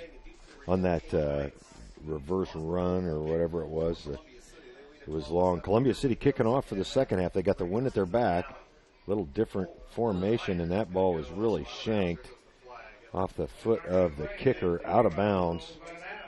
It went out of bounds at about the Norwell 32. And I think the Knights are going to take the penalty yardage. The kick was made by Jacob Bolt, just a freshman. They're going to make him re-kick. Yeah, they will. They'll have to move back to the 45-yard line. And Columbia City, on the kick formation, had this near side running towards the kicker. Yeah, they do that. To create that confusion. Yeah, it's weird. So Jacob Bolt, I'll tell you, he's pretty good size for a freshman, 6'2", 160, I believe. Yep, and he'll shank it again off the left side of his foot, and it's out of bounds again, this time at the 34. So do they keep just moving him back if they... I think so, if Norwell keeps taking it. Well, it might be after 3 times, maybe. I'm not sure. But in any case, nice arm by the official there. Tossing it from about the Norwell 38 all the way to the 35-yard line of Columbia City. Now he's kicking from Columbia City's 30-yard line. So the second time the Knights have backed him up. Got a wicked hook going on these kickoffs right now. Now, Jaron Stubbenhagen, I'm sorry, Greg. No, that's all right. He's on the 30-yard line. That was a very short kick, and Bray Wilson's got the football, and he's right at Columbia City's 49-yard line. So that's where Norwell will have their first possession of the second half begin. Well, that's a short kick, too. Only about 22 yards, Noah? Yep. Maybe. Ball, I think, is actually going to be spotted at the Columbia City 49. It is. That's where the Knights will take over 1st and 10. So Carson completed just 1 pass in the first half. He's under center.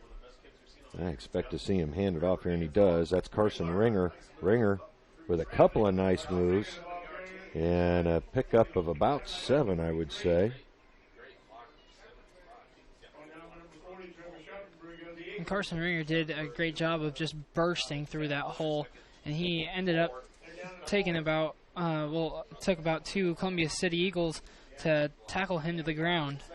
Yeah, they're calling it 2nd 4. That was Sharpenberg on the tackle for Columbia City, Trevor Sharpenberg.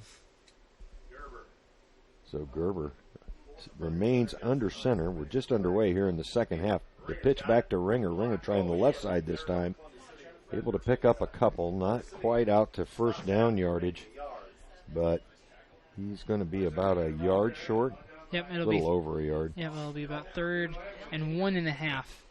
Good call. Can you put that on the scoreboard, I Greg? cannot. The best I can do is 2. All I can do is round it up. So under 11 minutes left here in the third quarter. Norwell trailing by 5, according to our Subway scoreboard. And Gerber will hand it off this time to 41. Bailey Wright gets smashed to the ground. Yeah, but not until after he had picked up the first down.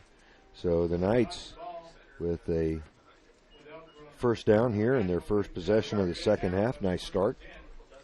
Ball spotted at the Columbia City 38. Well, the Knights scored early in this ball game, trying to do the same in this early in the second half. wind has pretty much died down to nothing. The flags on the goalposts are limp. This is Ringer over the left side, gets a couple of good blocks. A good tackle there by 84, Andrew Cochran, but not until after Ringer had picked up a good 6 yards. That'll make it 2nd and 4 for the Knights. And Carson Ringer has figured something out, whether it's just how to follow his blockers better. I'm sure his blockers ahead of him are blocking better for him. But he's having a big night. He had 110 yards in the first half. Yeah, and we're averaging about 6.2 yards per play. And Ringer again, this time over the right, and he's going to be dragged down for a little bit of a loss.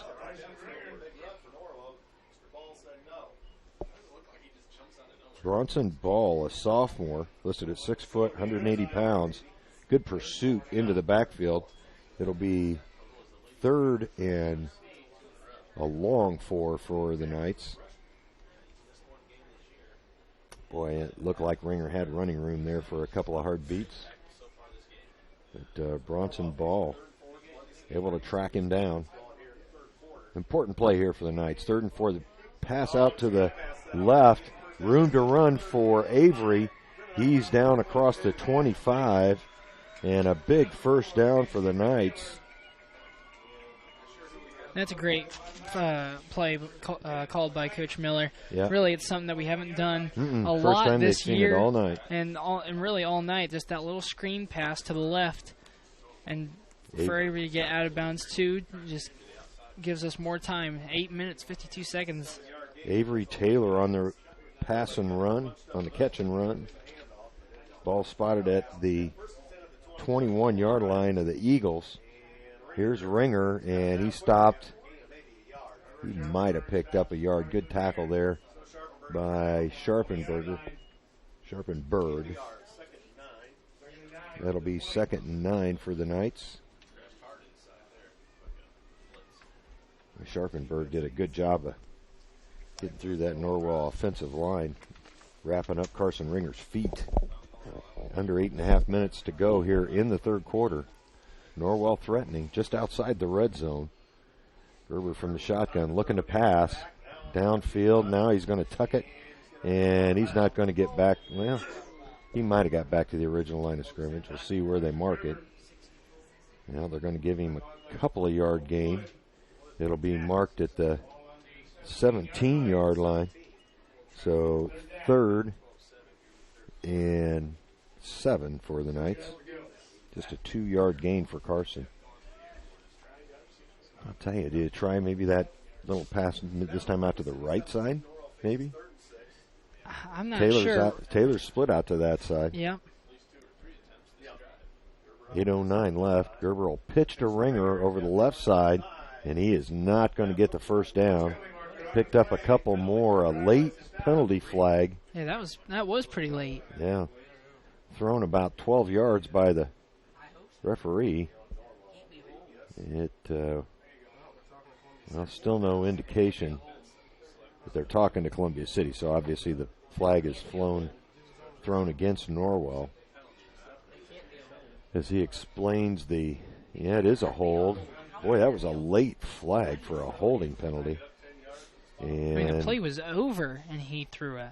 Well, so if you're Columbia City, what do? Do you take the 4th down play? Nope, you back them up and let them run 3rd down again. It'll make it 3rd and a bunch. So about 14, 15? Yep, I'd say about 15. So 3rd and 15 for Norwell. The ball spotted at the 26-yard line.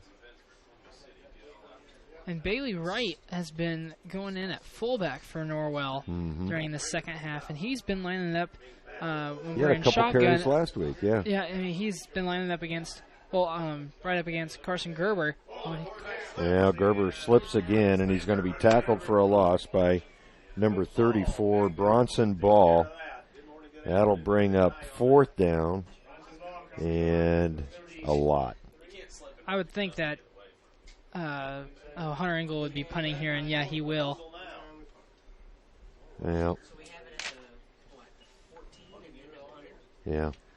Yeah, we did. We had the ball all the way down at the 14-yard line. Now it's spotted at the 33, and it's a bunch. So Hunter Engel back at about midfield for this punt. High snap, but he pulls it down. It's a very high punt. It's going to land at about the 12 and be downed near the 10-yard line. So, yard line. It'll be 1st and 10 there for the Eagles.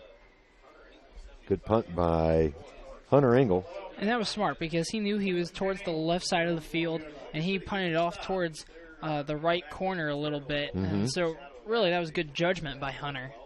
Yeah, he tried to kind of aim it that way, slide it down. It pretty much bounced straight up where it was down by the Knights. So Columbia City will take over with 6:58 left in the third.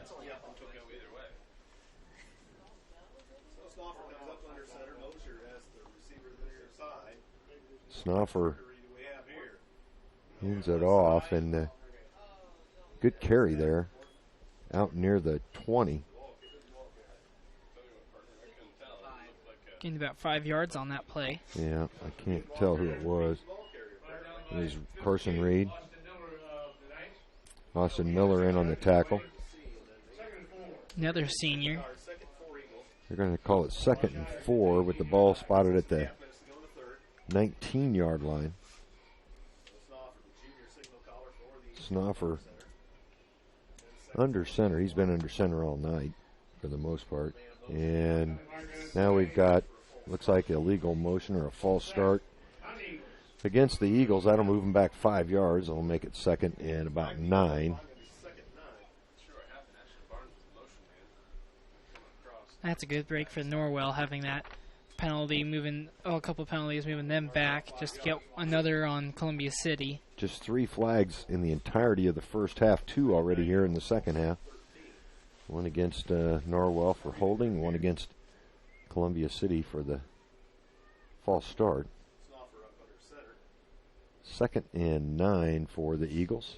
And Snoffer with a little pitch pass over the middle. Mosier's got room to run. He's out across the 35. And Columbia City with another first down. That's a play we haven't seen yet tonight. Mosier kind of slanting in from the right side. His wide receiver position. And really, he came across really behind the offensive line and went right through on the left side. That was kind of a weird play. He had a head of steam, too. Yep. It has a big gain for Mosier on the catch and carry. Ball at the 31-yard line. And Snoffer hands it to the second man through. That's number 32. A big gain all the way down to the Norwell 23-yard line. That was Cale Ryder on the carry, and Ryder really piling up the yards. In the first half, Noah, he had, let's see here, he had 56 yards in the first half. With that carry, that's a big one, all the way down to the Norwell 25-yard line. And Ivan Allison was the one that caught him. Yeah, if it wasn't for Ivan, he'd have been in the end zone. Oh, yeah. So trying to keep the plexiglass clean here in the press box at Columbia City. Who carried that one? Reed. Okay. About a 6-yard gain, I think, for Reed. It'll make it 2nd, and, well, they got 5 on the scoreboard, so. 4:45 left here in the third quarter. Norwell still trails by 5. No scoring yet here in the second half. Snoffer hands it off to, I believe that was Carson Reed again. And I don't know that he gained anything on that play. It'll bring up 3rd down.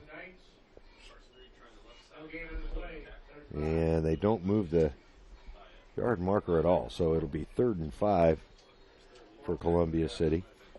Columbia City has now rushed for 205 yards in this ball game. So they've put up another 55 yards here in the second half already after piling up 150 in the first half. It's a big play here for Norwell. They really need to stop here. He hands it off to the second man through. And that's going to be close. We'll see where they mark that ball down. It was Barnes on the carry for the Eagles. It's going to be 4th down and 1. Well, you got to go for it here, I would think, if you're the Eagles squad and Coach Fox. And boy, this game is really moving along quickly. Just 8:29. And we're almost done with the third quarter. 3.5 minutes left. Snoffer keeps it, and it looks like he got it. As it appeared as though he was across the 15. It'll just depend on where they spot it. Looks like the line judge on the far side is saying it's first down, and it is. So a big play for Columbia City. That'll give them a first down on the Norwell 15. Just inside the 15, actually. I believe Coach Miller is kind of complaining about how the line judge on the far side is the Called one it. who called for the first down. Now there's an official timeout on the field. Coach Blackwell had his helmet off, and now he's putting it back on. Not sure if it was helmet troubles or... It's not difficult to pick Curtis out of the crowd out there. As he's 6'5", I think he's close to 300 pounds. I believe he is 300. Yeah. Listed at 302. So being recruited by a number of Division I schools to play the offensive line. That was a good tackle out there of Bronson Ball. He picked up maybe 3 yards. Trevor Eichler getting out there and putting a pretty good hit on Ball. And even 3 minutes left here in the quarter. Columbia City still leading by 5, but threatening here. Ball spotted at the Norwell 12. 2nd and 7. And really, Norwell just needs to hold these Columbia City Eagles because they are threatening. And another inside handoff, this time to Reed. Reed plowing his way down inside the 10. It'll be spotted right around the 7, and it'll make it 3rd and about 2. Bailey Wright in on a tackle for the Knights. And the play clock never moved for that entire play. So, yeah, it was at 3 minutes before that play was run. Yep. So Columbia City catching a little bit of a break. Well, yeah, now it's down to 2:42. So Snoffer hands it off again inside the pile, moving backwards right now.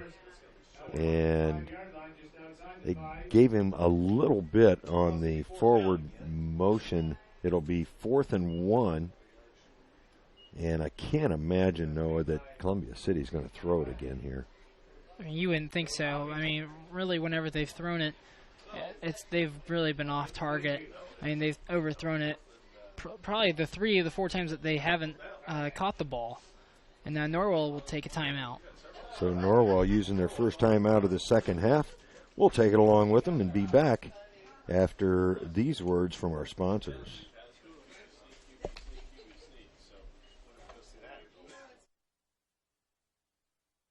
Staff. Here are just a few of the benefits of joining the Y. Professionally trained staff support, the opportunity to bring guests, plus various youth programs. You don't want to miss out on all your local YMCA has to offer. To learn more, visit fwymca.org.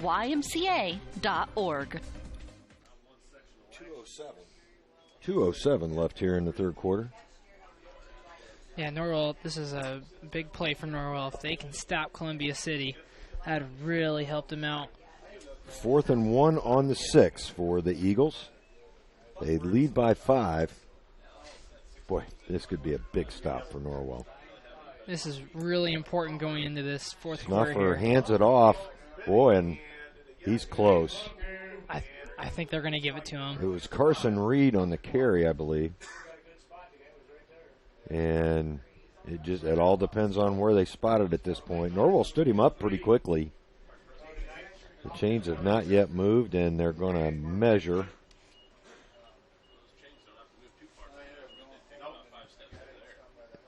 Well, And it all depends on the judgment of the officials as to where his forward motion stopped.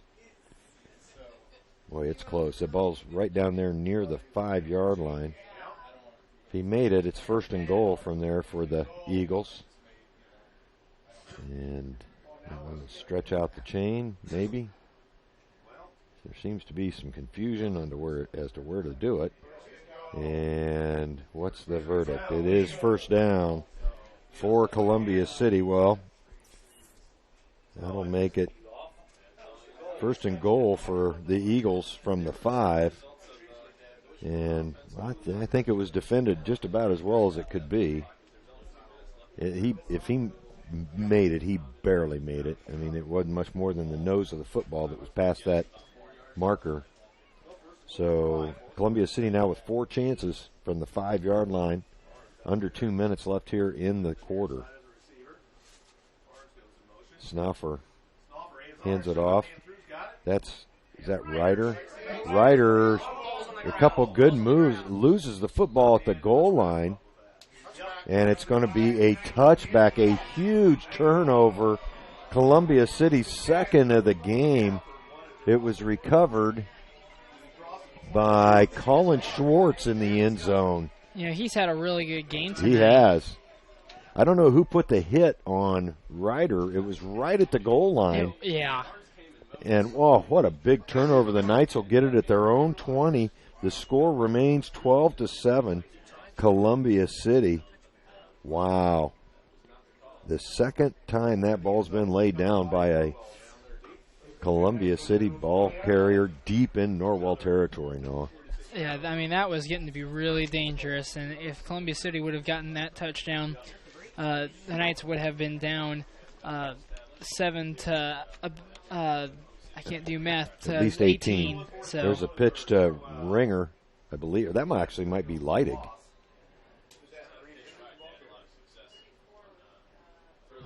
That was Leidig. Yeah, Leidig with the pitch, and he actually lost a yard. That'll make it 2nd and 11 for the Knights. Now, Norwell just needs to get something going here because since they're down by 5, they can be up by 2 if they score and get a field goal. And they really need to do well on this series. Leidig lined up behind Ringer out there, so Gerber with the toss out to Taylor on the left. He's across the 20, but not much across the 20 on the pass. Well read by number 21, Ashton Barnes, and we called his name a lot tonight on the defensive side for the Eagles. Yeah, and Bray put a little bit of a block on Barnes, but not a very, not one to really hold him off. Right. They'll make it 3rd and 9 for the Knights. Ball at the 21. And it was actually a gain of 2 on the pass. Norwell not eating up much yardage here. Gerber pass over the middle. Caught. 1st down as I believe that's Rinkenberger on the catch. All the way out to the 36-yard line. That'll be 1st and 10 for the Knights. A good play call as Rinkenberger wide open over the middle. Norwell running the ball primarily, and it really opened up the middle of the field for that pass. Gerber put it on the money, and a big 1st down for the Knights. That'll be the last play of the 3rd quarter. Norwell still trailing after a scoreless 3rd quarter, 12-7 here at Columbia City. We'll take a break and be back after these words from our sponsors.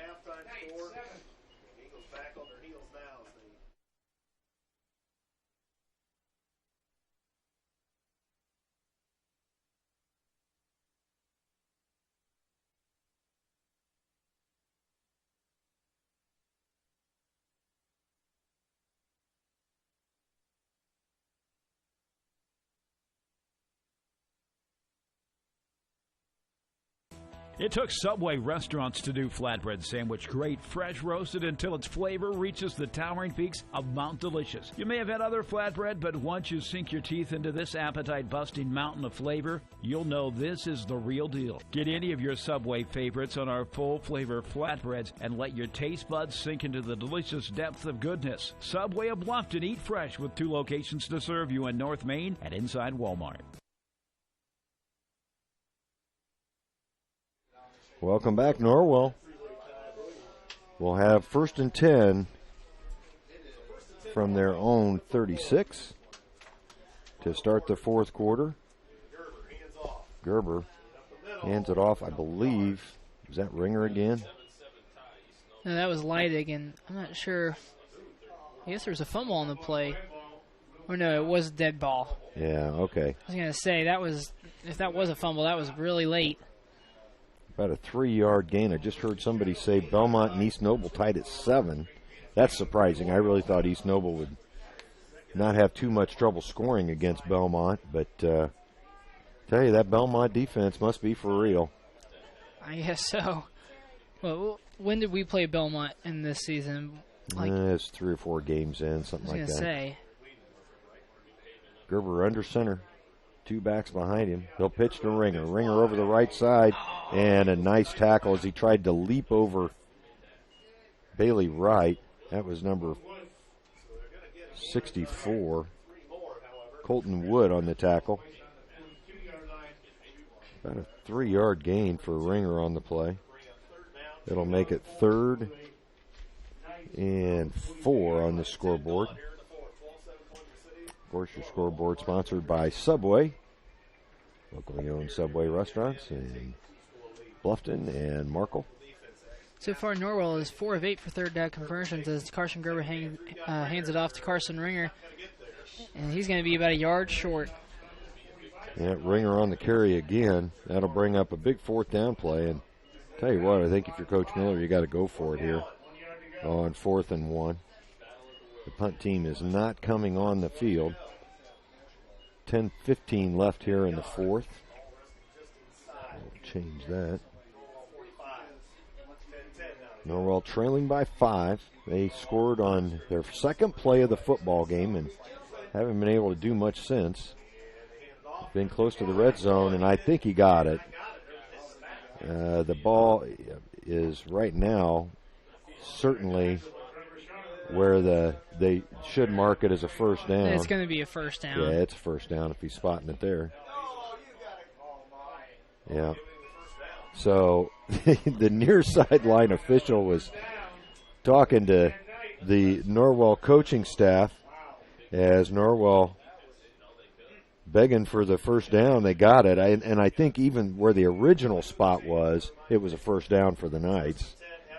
Gerber back to pass on first down. Downfield, he's got Bray Wilson. Wilson inside the Columbia City 35, and boy, that might be the best pass I've seen Carson Gerber throw all year. That was very, very accurate. I mean, Bray Wilson, he didn't have to move his hands at all. Nope, ran a great route. The ball spotted at the Columbia City 32-yard line. So Columbia City they found a soft spot in Columbia City's defense, and it's the passing game. And it's right in the middle of the field. Yep. Gerber from the shotgun. He'll go left. That's a carry, and he's dropped by Bronson Ball for a loss of about 4. And that really has not worked for us all game. No. And I don't know why we keep running that, honestly. Well, you got to mix it up. Yeah. I mean, you can't just stand back there and throw it all day because, you're not going to get open. So Ringer, who's had a good night running, well over 100 yards now, but they're starting to figure out some of the sequences with him as well. This handoff, I believe that's Ringer. Still Carson. No, that's Carson. He gets outside, has some room to run down to close to the first down. And he got it. Are they giving it to him? Yep, they're giving it to him. So it's going to be first down and 10 on Columbia City's 20-yard line. A 14-yard play there by Carson Gerber. Again, and there's where you're mixing up the plays. If he tries to throw that, because his receivers were pretty well covered downfield. Instead of going on that left side, he went to the right side, and that, especially on that play, that right side was a lot weaker. During the first half, it seemed like the left side was a lot weaker. 8:15 left here in this one. Gerber from the shotgun. Knights on the move. He'll hand it off on the crossing play, and Carson Ringer dropped in the backfield. Carson Ringer would have just gotten away from number, I thought it was 51. Yeah, they don't have a 51 on their roster. No, they got a 61. Yeah. Oh, that's Lamley? Drew Lamley. Okay. If he would have gotten away from Drew, he would have had a good amount of field to go through. Yeah, Lamley did a good job of taking a good angle to the Carson Ringer there. 2nd and 11 for the Knights. Gerber back to pass. He'll put it down and run right up the middle of the field. And a big gain. He's inside the 15. We'll see where they spot it. It'll bring up 3rd down. Boy, the middle of the field just opened up for Carson. It'll be about 4 yards left here on this 3rd down play. And he made a good decision to tuck it and run. Most definitely. Ball spotted it just inside the 15. Big 3rd down play here for the Knights. Just under 7 minutes left. Gerber hands it off. That's Ringer's going to be dumped for about a 2-yard loss. So that'll bring up 4th and 6. What do you do here, Noe? Do you take 3 or do you try to punch it in on 4th down and 6? I think it's hard because our field goal kickers don't have that much experience this year. 1 for 1. Yeah, I mean, that's also when they're kicking a field goal when they're to, 10 yards? Yeah. I mean, this would be a 32-yarder. The one I think was a 23-yarder. Coach Miller is going to take a timeout and talk about it. We'll take it along with him. Norwell threatening. They trail by 5. We'll be right back. The Big Philly Cheesesteak. Every meat lover's dream. With lots of steak smothered in melted cheese, it's easy to see why this classic is the taste that Philly is so proud of. Subway melts loaded up with your favorite fresh fixins and lots of ooey gooey melty cheese.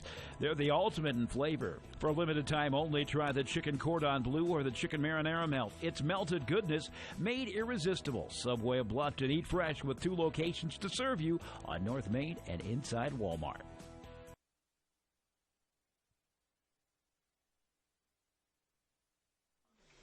Well, big 4th down play here for the Knights. They got 6 yards to get a first down. They've got they're going to spot it on the 19, so that's how far it is to the goal line. They trail by 5. They have not scored over essentially the last 3.5 quarters of play. It was the second play of the game when Carson Ringer ran it in from 7 yards out. And just to get to that point, starting it off that good, it felt really well as a Norwell fan, and I'm sure as a Norwell player. Bailey Wright back there again with Carson Gerber. Gerber takes a snap, back to pass, looks right into the end zone. The receiver knocked down. That was Wilson was the intended receiver. Wilson saying he got knocked down. The official saying you slipped. That'll be the Knights' first turnover, and that'll give it back to the Eagles. Both teams really struggling punching it into the end zone tonight. This time it's the Knights with the big error. And Columbia City will take over from their own 20 with 6:20 left to go. Norwell with just 1 timeout left. Columbia City has their full complement, but they shouldn't have to use them. If they can pick up 10 yards at a time here, they can make it real tough on Norwell. Columbia City trying for their 3rd victory of the year. Norwell trying for their 1st. The handoff, not much of a gain, if any. Did you see who carrier was there? I think that was Reed. Reed credited with just over a yard, so that'll be 2nd and 8 according to the scoreboard. Bailey Wright on the tackle. Under 6 minutes to go now. Norwell trailing by 5. Greg Van Meter along with Noah Tobias this evening, and no video here from Columbia City, as they will not allow video here for non-postseason games. Now, they did allow us to do video for the sectional final last year and for the basketball sectional last year as well. That's right. I forgot during basketball season they wouldn't let us. I'm sorry, for the regular season last year they wouldn't let us do any video. No, we just did audio there as well. 3rd and 4 now for Columbia City, as Snaufer gets the play in from the sideline. Big potential stop here for the Knights. Really, if they could get it close to maybe even their 40-yard line, if Columbia City ends up punting the ball, that'll be good yardage for Norwell to work with. Handoff inside, the first down and more, and that looks like a holding call right there. Ball thrown right at the line of scrimmage. Yeah, Bailey Wright was really just dragged to the ground. That's a big penalty. Another holding call on the Eagles, it appears. Yes, it is. So that'll move it back. And it'll be 3rd and should be 14.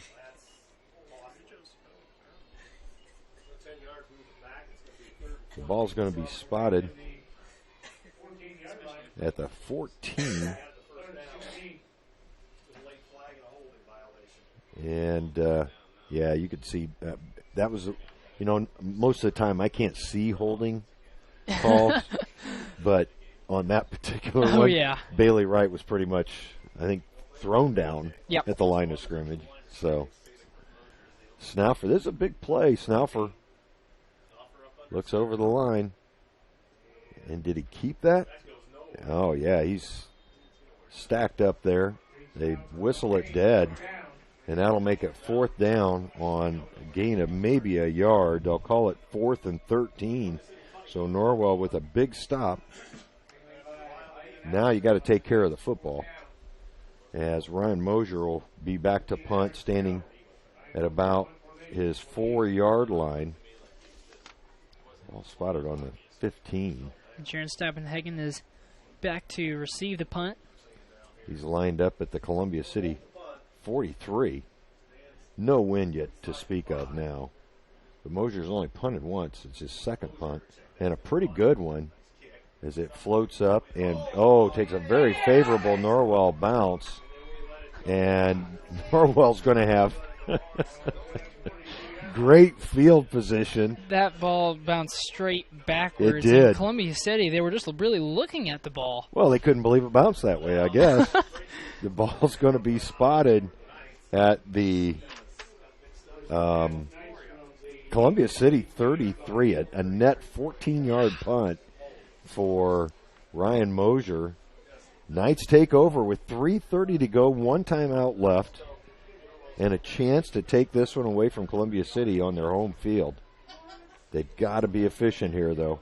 Yep, if you're going to run the ball, you got to get out of bounds. Pitch to Ringer. Ringer down the sideline, finally wrestled out of bounds by 87 Austin Bolt, but not until after he had gained the first down and more.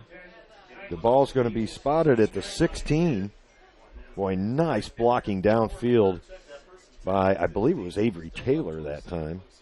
Yeah, really, our wide receivers, they've actually been a good part of our blocking tonight, and they've done a great job, Bray Wilson and Avery Taylor mostly. Yeah, they really have. Ball spotted on the 16. A couple substitutions here on the Columbia City Eagles defense.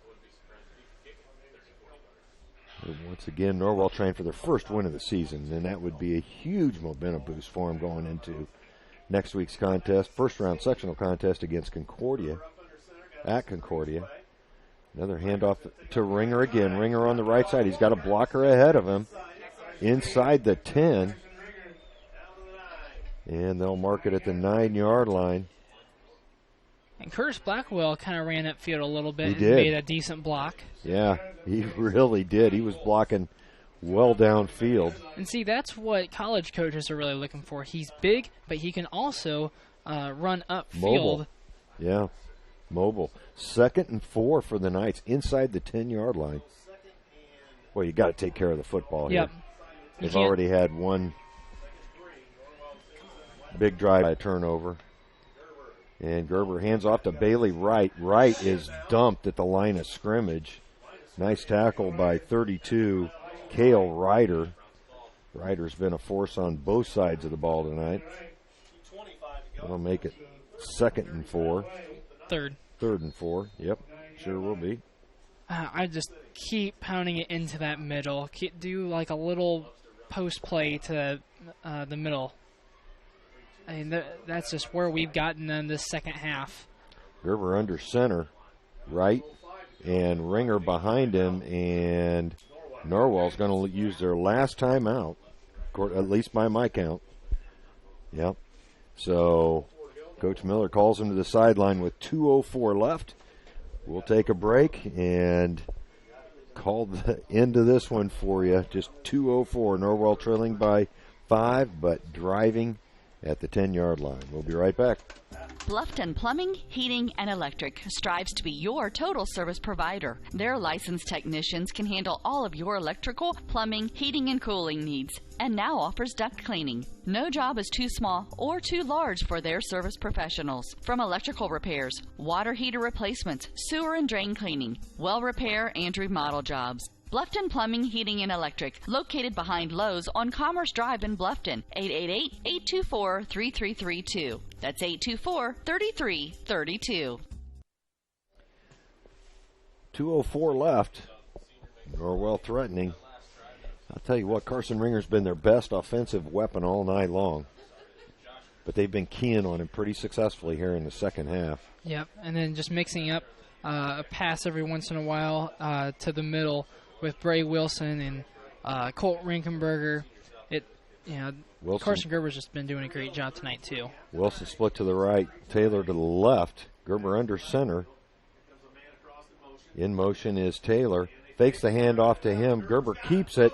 The pass outside, and boy, that's close. The pass was completed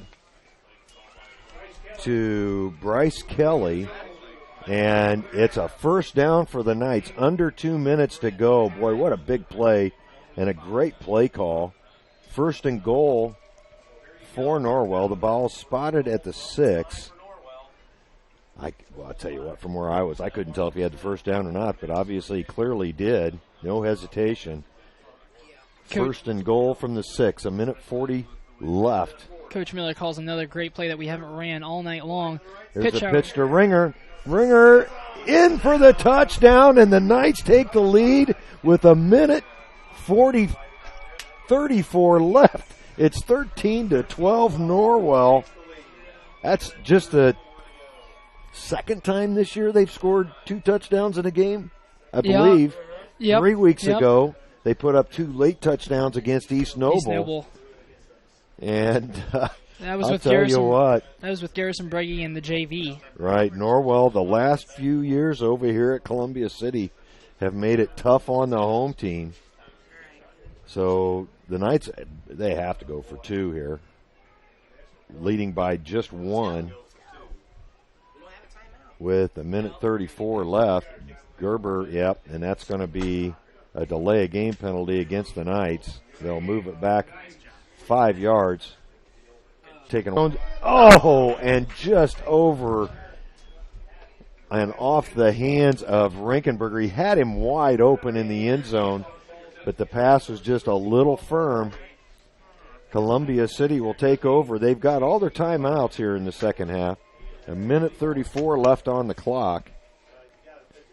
They will definitely use those timeouts to their advantage, but you got to believe if Hunter Engel puts a good boot into this one, they'll have a decent amount of ground to really make up.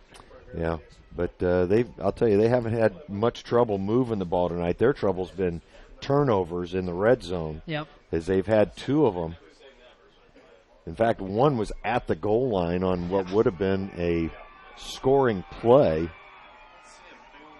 Norwell trying to hang on. They lead by 1 with 1:34 left on the clock. That's plenty of time for the Eagles to get downfield, especially with a full complement of timeouts. Somebody here in the press box just predicted an onside kick. I don't think that's going to happen. No. Because they only need a field goal. You don't want to give them a short field. Yeah. Although I don't know how strong the Columbia City kicking game is. Engel kicks it away. It's a low kick, and it's out of – no, it's fielded at the 15. I don't know how smart a play that was by Austin Bolt, the sophomore. But that's where they'll start. The ball will be marked at the 20. He picked it up right on the sideline. The ball marked at the 22. That's where the Eagles will take over. Wow. It might not have gone out of bounds, though. It looked like it was pretty much stopped at that point. Although I think it might have hit the leg of the up back. I don't know. That was just awkward. Yeah, it was. Snaufer back to pass, and he throws downfield. Oh, well over the head of his intended receiver. And I got to tell you, I'm shocked. He was trying to get it downfield to Cale Ryder. I mean, he's completed, what, 1 pass all night? 2? 2 passes all night. He's 2 of 6. They'll make it 2nd and 10 for the Eagles. I mean, their game all night has been running. Yeah. And they're not sticking to their game plan right now at all. I mean, you just got to run it towards the sideline. They're on this near side. Of course, you got to get out of bounds, but still. 1:23 left in the ball game. Snuffer now in the shotgun. Looks to throw it again. Throws it right again. Almost picked off out there as he was trying to get it to Ryan Mosier, and it wasn't anywhere near Ryan Mosier. That'll bring up 3rd and 10 for the Eagles. I'll tell you, was that Brody Myers diving for that potential interception out there? Yep, he was making a really good effort to try and get that football. Well, he certainly laid out for it. 1:18 left on the clock. 3rd down. Still 10 to go for the Eagles on 2 passing plays, which they've had no success on tonight. No. Split left is Mosier. He's their big receiving threat. Back to pass, the short pass for Mosier. It's picked off, and that's Colin Schwartz into the end zone. The pass was well behind the intended receiver, Ryan Mosier. Colin Schwartz sniffed it out.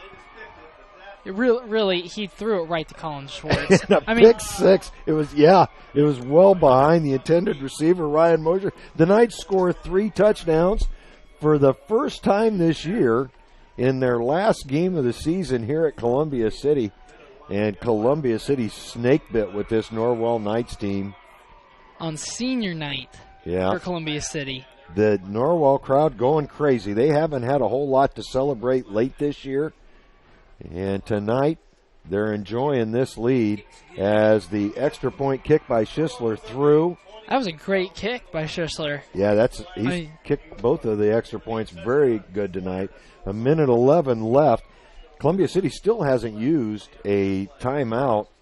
And, boy, I got to tell you, I'm just shocked that they ran 3 running plays there when they had so little success with them all night long. Passing plays. What did I say? Running plays. Yeah, I didn't mean that at all. I meant just the opposite. You're just excited right now. I'm not that excited. If the Cubs were playing, no, I'm kidding. Oh, wow. I am excited for the Norwell Knights and their fans and their cheerleaders. Their cheerleading coach, very excited for her. Celebrated her 46th birthday yesterday. Wow. Yeah. That's awesome. Yeah. Kyle Philman, Norwell grad, his birthday was today. He's not 46. He's not 46. No. He's probably 22 today, I would guess. Senior at Grace. Yeah. Hunter Engel out to kick off again after another Norwell score. They lead 20-12 here with 1:11 left. And a kick up the middle is fielded and kept by, big hit there in the middle of the field at about the 40-yard line. Is that Mosier on the carry or on the return? No. Definitely putting a little trickery in there for us. Might have been Kristen. I'm not sure. Ball spotted at the 41.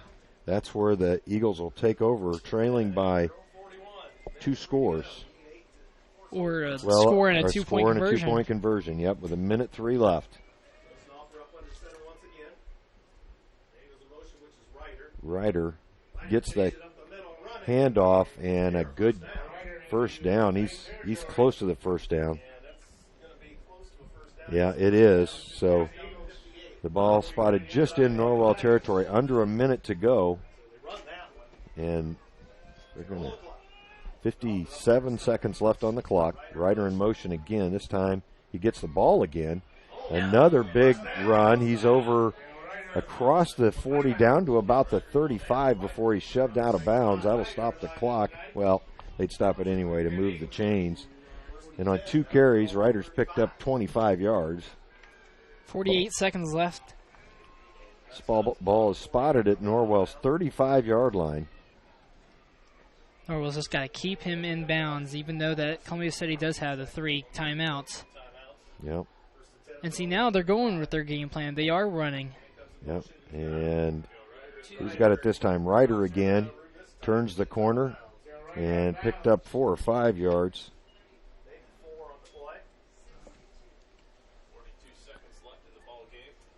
42 seconds left on the game clock. Ball spotted at the Norwell 32. Norwell with a big pick 6 by Colin Schwartz. Colin's had a good game tonight. I mean, not only did he have the pick 6, he had some other big plays for this defense. And it's been, I mean, the defensive player has been the player of the game the last 2 weeks has been a defensive player. Snuffer in the shotgun, back to throw. Why, we don't know. He's got a man open, but he overthrows him by about 3 yards. That'll bring up 2nd and 7 for the Eagles. Again, only 2 completed passes, 2 of 9. Well, and that one pass was about a 3-yard pass play. It was the same play they ran on the pick 6. Yep. Here, only from the other side. And it actually worked for a big gain. Yep. So really, any passing yardage that's showing up for the Eagles was on the catch and run. Only wasted 5 seconds on that play. Still haven't used timeout. Nope. 37 seconds left on the clock. It's 3rd down. Back to pass is Snuffer. And he shoots for Mosier, and Mosier catches it and gets into the end zone. He bobbled the pass, but was able to haul it in. That was Connor Nash trying to defend him. A 2018 game with 30 seconds left. And now Columbia City will call a timeout. Wow. Great play by Ryan Mosier to haul that in. Connor Nash doing everything he could defensively. And it's going to come down to a 2-point play. We may end up with overtime here in Columbia City tonight. We'll take a break and be right back after these words from our sponsors. At First Bank of Bern, you can depend on us to make personal banking easy. That's right, easy. With free online banking, a free bill pay service, a free Visa check card, free mobile banking, and, of course, convenient locations and ATMs. Actually, our employee-owned community bank has been making life easier for our customers since 1891. It's what generations of folks have come to expect. For personal banking, you can depend on us to make it easy. First Bank of Bern. Bern, Bluffton, Decatur, Kokomo, Peru, Portland, and Van Wert. Member FDIC, Equal Housing Lender. Big play here for Columbia City. They trail by 2. They're going for the tying conversion here. 3 receivers out there for the Eagles. There goes a man in motion. Look, the pass over the middle, and he well overthrew his intended receiver, who was wide open in the end zone. You couldn't have been any more wide open. There wasn't anybody within 10 yards. 10 yards of that receiver. What's his number? Can you see 40. his number?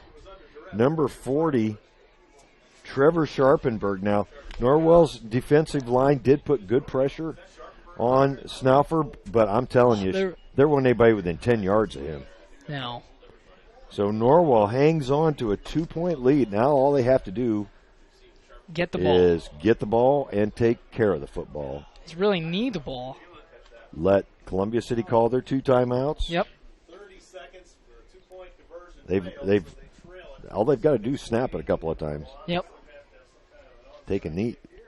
Heck, they can take a knee, can't they? Yeah. Should be able to, even with the timeouts being called. But first things first, you know it's going to be an onside kick. Oh, yeah. Mm-hmm. You've got to have all your hands guys out there. I see Bray Wilson up on Christian Bujada. Up top, Bujada. Levi Leidig. Garrison Breggy. Avery Taylor. All stacked up inside or right around the Norwell 40. And Trevor Eichler is back on the Norwell 20 just in case they do something awkward. But it's going to be an onside kick. Yeah, and doing the kicking is going to be number 36, Corey Bean. I don't know that we've talked about him at all tonight. Just 30 seconds on the clock. It is an onside kick. It hasn't gone 10 yards. It's not going to go 10 yards. As Avery Taylor pulls Breggy away from the football because you don't want to touch that thing. Norwell will take it there, and that'll be the ball game. The onside kick only went about 7, maybe 8 yards. All they've got to do is snap it a couple. If I'm Coach Fox, I'm probably not even taking my last 2 timeouts here. Yeah, there's no use. As Carson Gerber, all he's got to do is snap the ball here. Let the clock wind down, then snap it. As he takes a knee, they are going to take a timeout. Well, there you go. Well, that allows you to hear more from our sponsors. It'll be TW Fable queuing it up. We'll hear from them and be right back. TW Fable, a modern American restaurant, is located inside the clubhouse at Timber Ridge Golf Course at 2330 East, 250 North in Bluffton. You can enjoy a fine dining experience Tuesday through Thursday, 5 to 9, Friday and Saturday, 5 to 10. Kitchen closes 1/2 hour prior to lounge. If you are looking for a great spot to have lunch, visit 250 Grill to enjoy some sandwiches, wraps, salads, and appetizers. TW Fable Restaurant, 2330 East, 250 North at Timber Ridge Golf Course. Reservations recommended by calling 260-353-1360. This will be the last play unless Fox calls time, and he does call timeout again. Well, now the game clock is underneath the play clock. There's nothing they can do about this one. 3rd and 12. Is the official ball position, but I think they're out of timeouts, aren't they? As Gerber shoved over by number 74, Midray Brown, and that's going to be it as the clock winds down. Norwell with its first win of the season. They'll finish the regular season 1-8. Columbia City will finish the regular season 2-7, and Norwell was a decided underdog tonight, but they have had a lot of success on this football field over the last 3 seasons anyway. Yep. As they shake hands at midfield, the Norwell cheerleaders doing their thing here in the postgame. We'll take a break and wrap it up for you here from Columbia City. Once again, your final is Norwell 20, Columbia City 18. We'll be back to talk about it after these words from our sponsors. Pizza Hut is changing the way you think about pizza with their Flavor of Now menu. With over 2 billion combinations of new ingredients, crusts, and sauces, you can customize your pizza and take it where pizza has never gone before. But don't stress, all the old-time favorites are still available. At Pizza Hut, it's everything you've always loved about pizza and more. Order online now at pizzahut.com or download our mobile app. Pizza Hut Flavor of Now menu at your local Pizza Hut in Bluffton.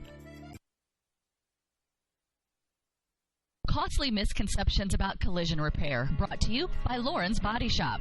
All repair shops are basically the same. False. There are substantial differences among repair shops. Some have made large investments in equipment and training, others have not. Always do your homework when selecting a repair facility. In business since 1951, Lauren's Body Shop on East Dustman Road specializes in insurance collision repair, offers free estimates, and an outstanding limited lifetime warranty. Visit lawrensbodyshop.com. Indiana is filled with fabulous golf courses that offer a variety of experiences and are as diverse and distinct as the regions they're in. And there is one right here in your backyard that you shouldn't miss. Green Valley Golf Club, located at 2635 East, 150 North in Bluffton. You deserve a little time on the greens, so book your tee time, brush off your spikes, and get ready to play. Green Valley Golf Club, located at 2635 East, 150 North in Bluffton, just east of the Stone Quarry.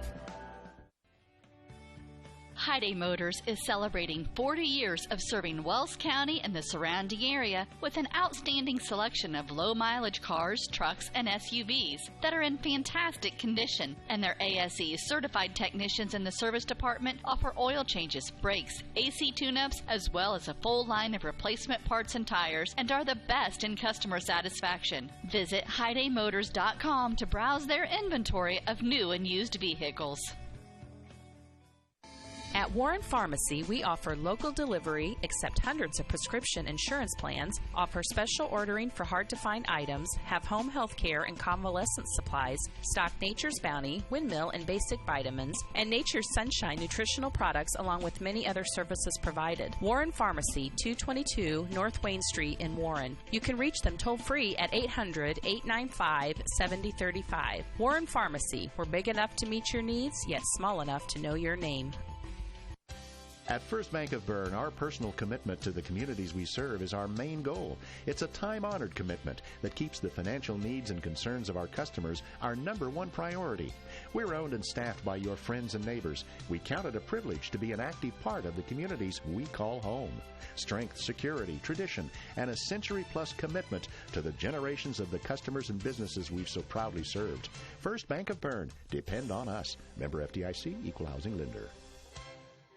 Well, welcome back to Columbia City High School and the post-game show. Wow.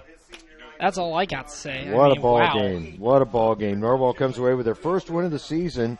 They'll go into the first sectional game with Concordia next week with a little momentum.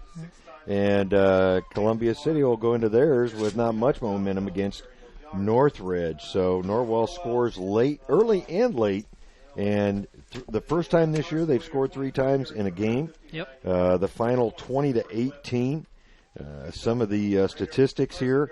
Norwell with 77 yards passing. That was 7 completions on 10 attempts. He also threw 1 interception. We'll talk more about the turnovers in just a minute.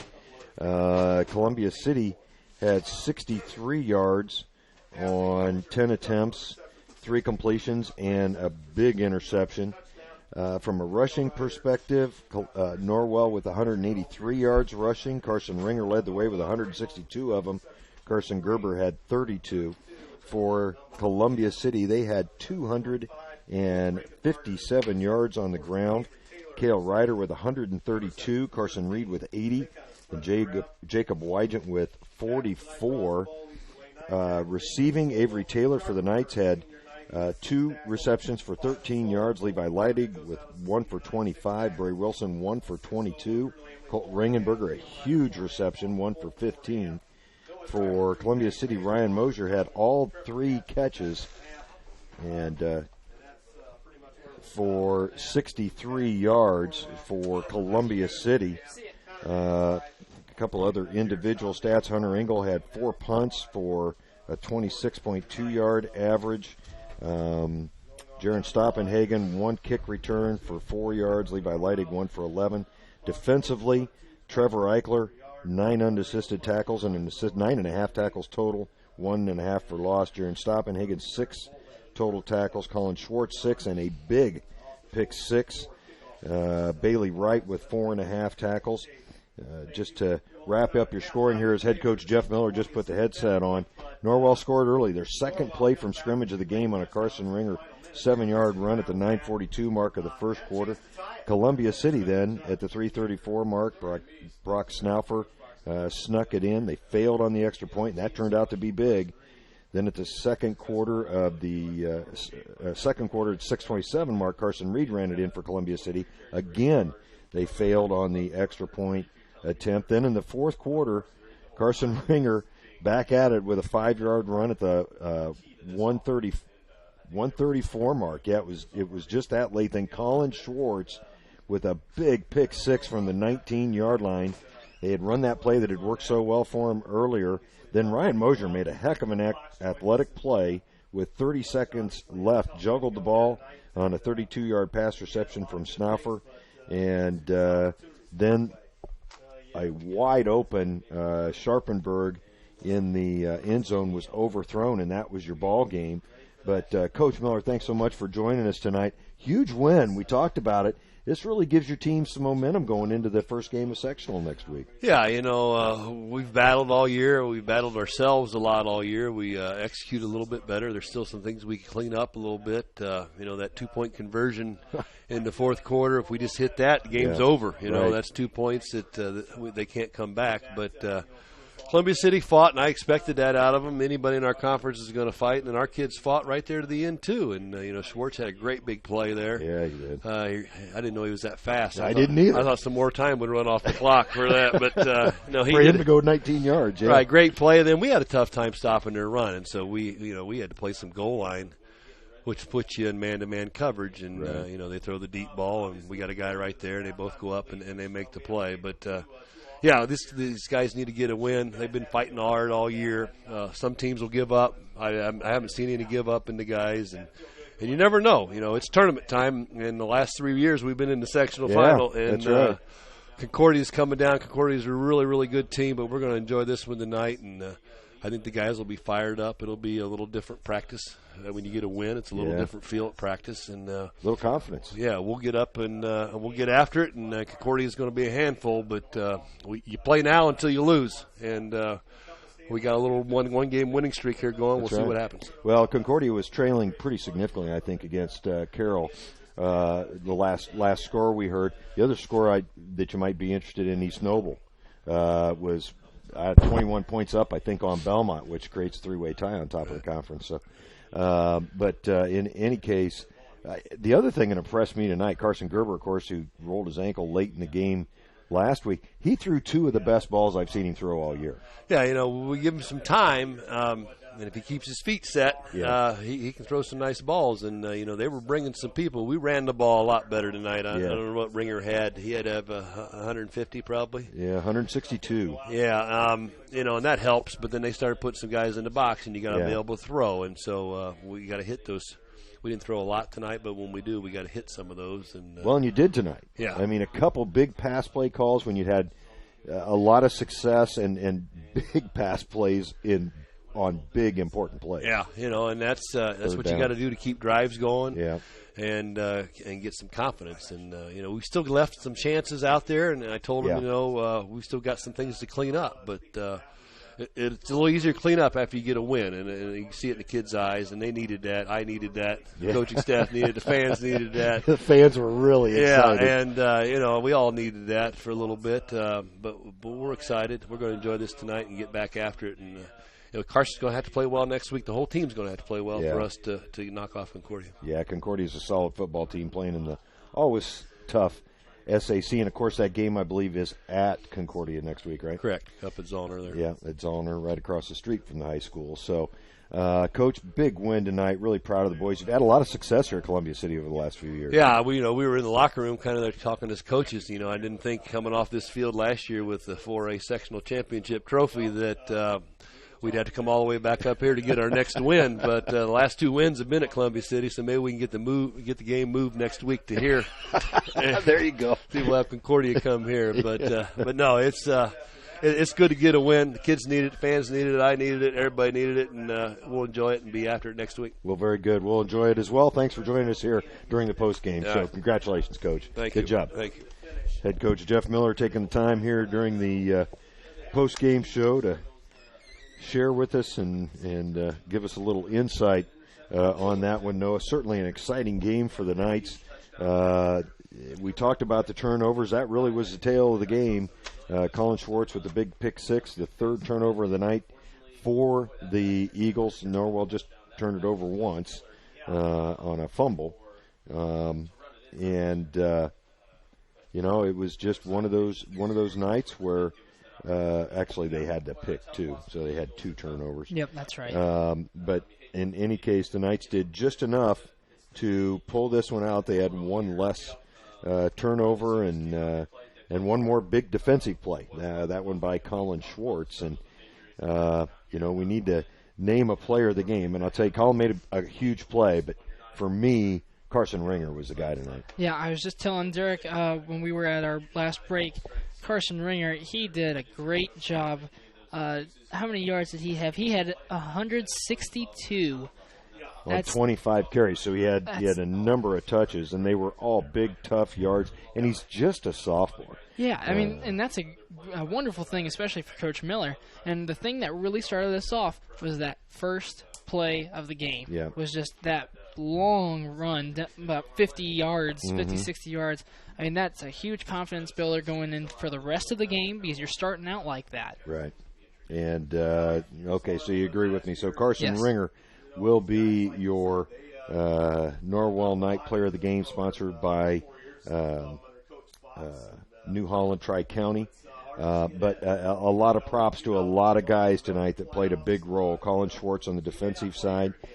He had 6 tackles plus that big pick six, one of them for loss. Trevor Eichler, another big night defensively with 9.5 tackles.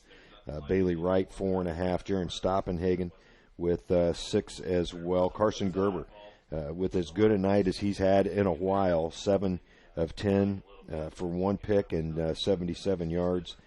As long as 25 in a couple just big pass plays. One to Rinkenberger that converted a third down, another to Bray Wilson on a third down play. So Carson had a good night as well. And with third down conversions, 1 of 12 last week, 5 of 12 this week. Really, there's Big improvement there, and that really dictated the play of the game as well. It really did, and it resulted in a 2018 Norwell victory tonight. As we mentioned, East Noble wrapped up the conference, which means it's split 3 ways first year.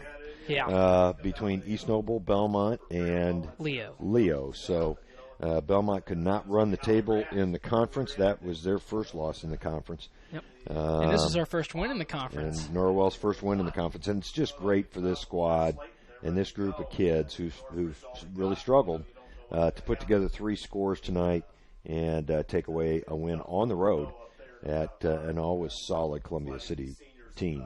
So any final thoughts, Noah? Really, Norwell Knights did a great job tonight. Great confidence builder for next week.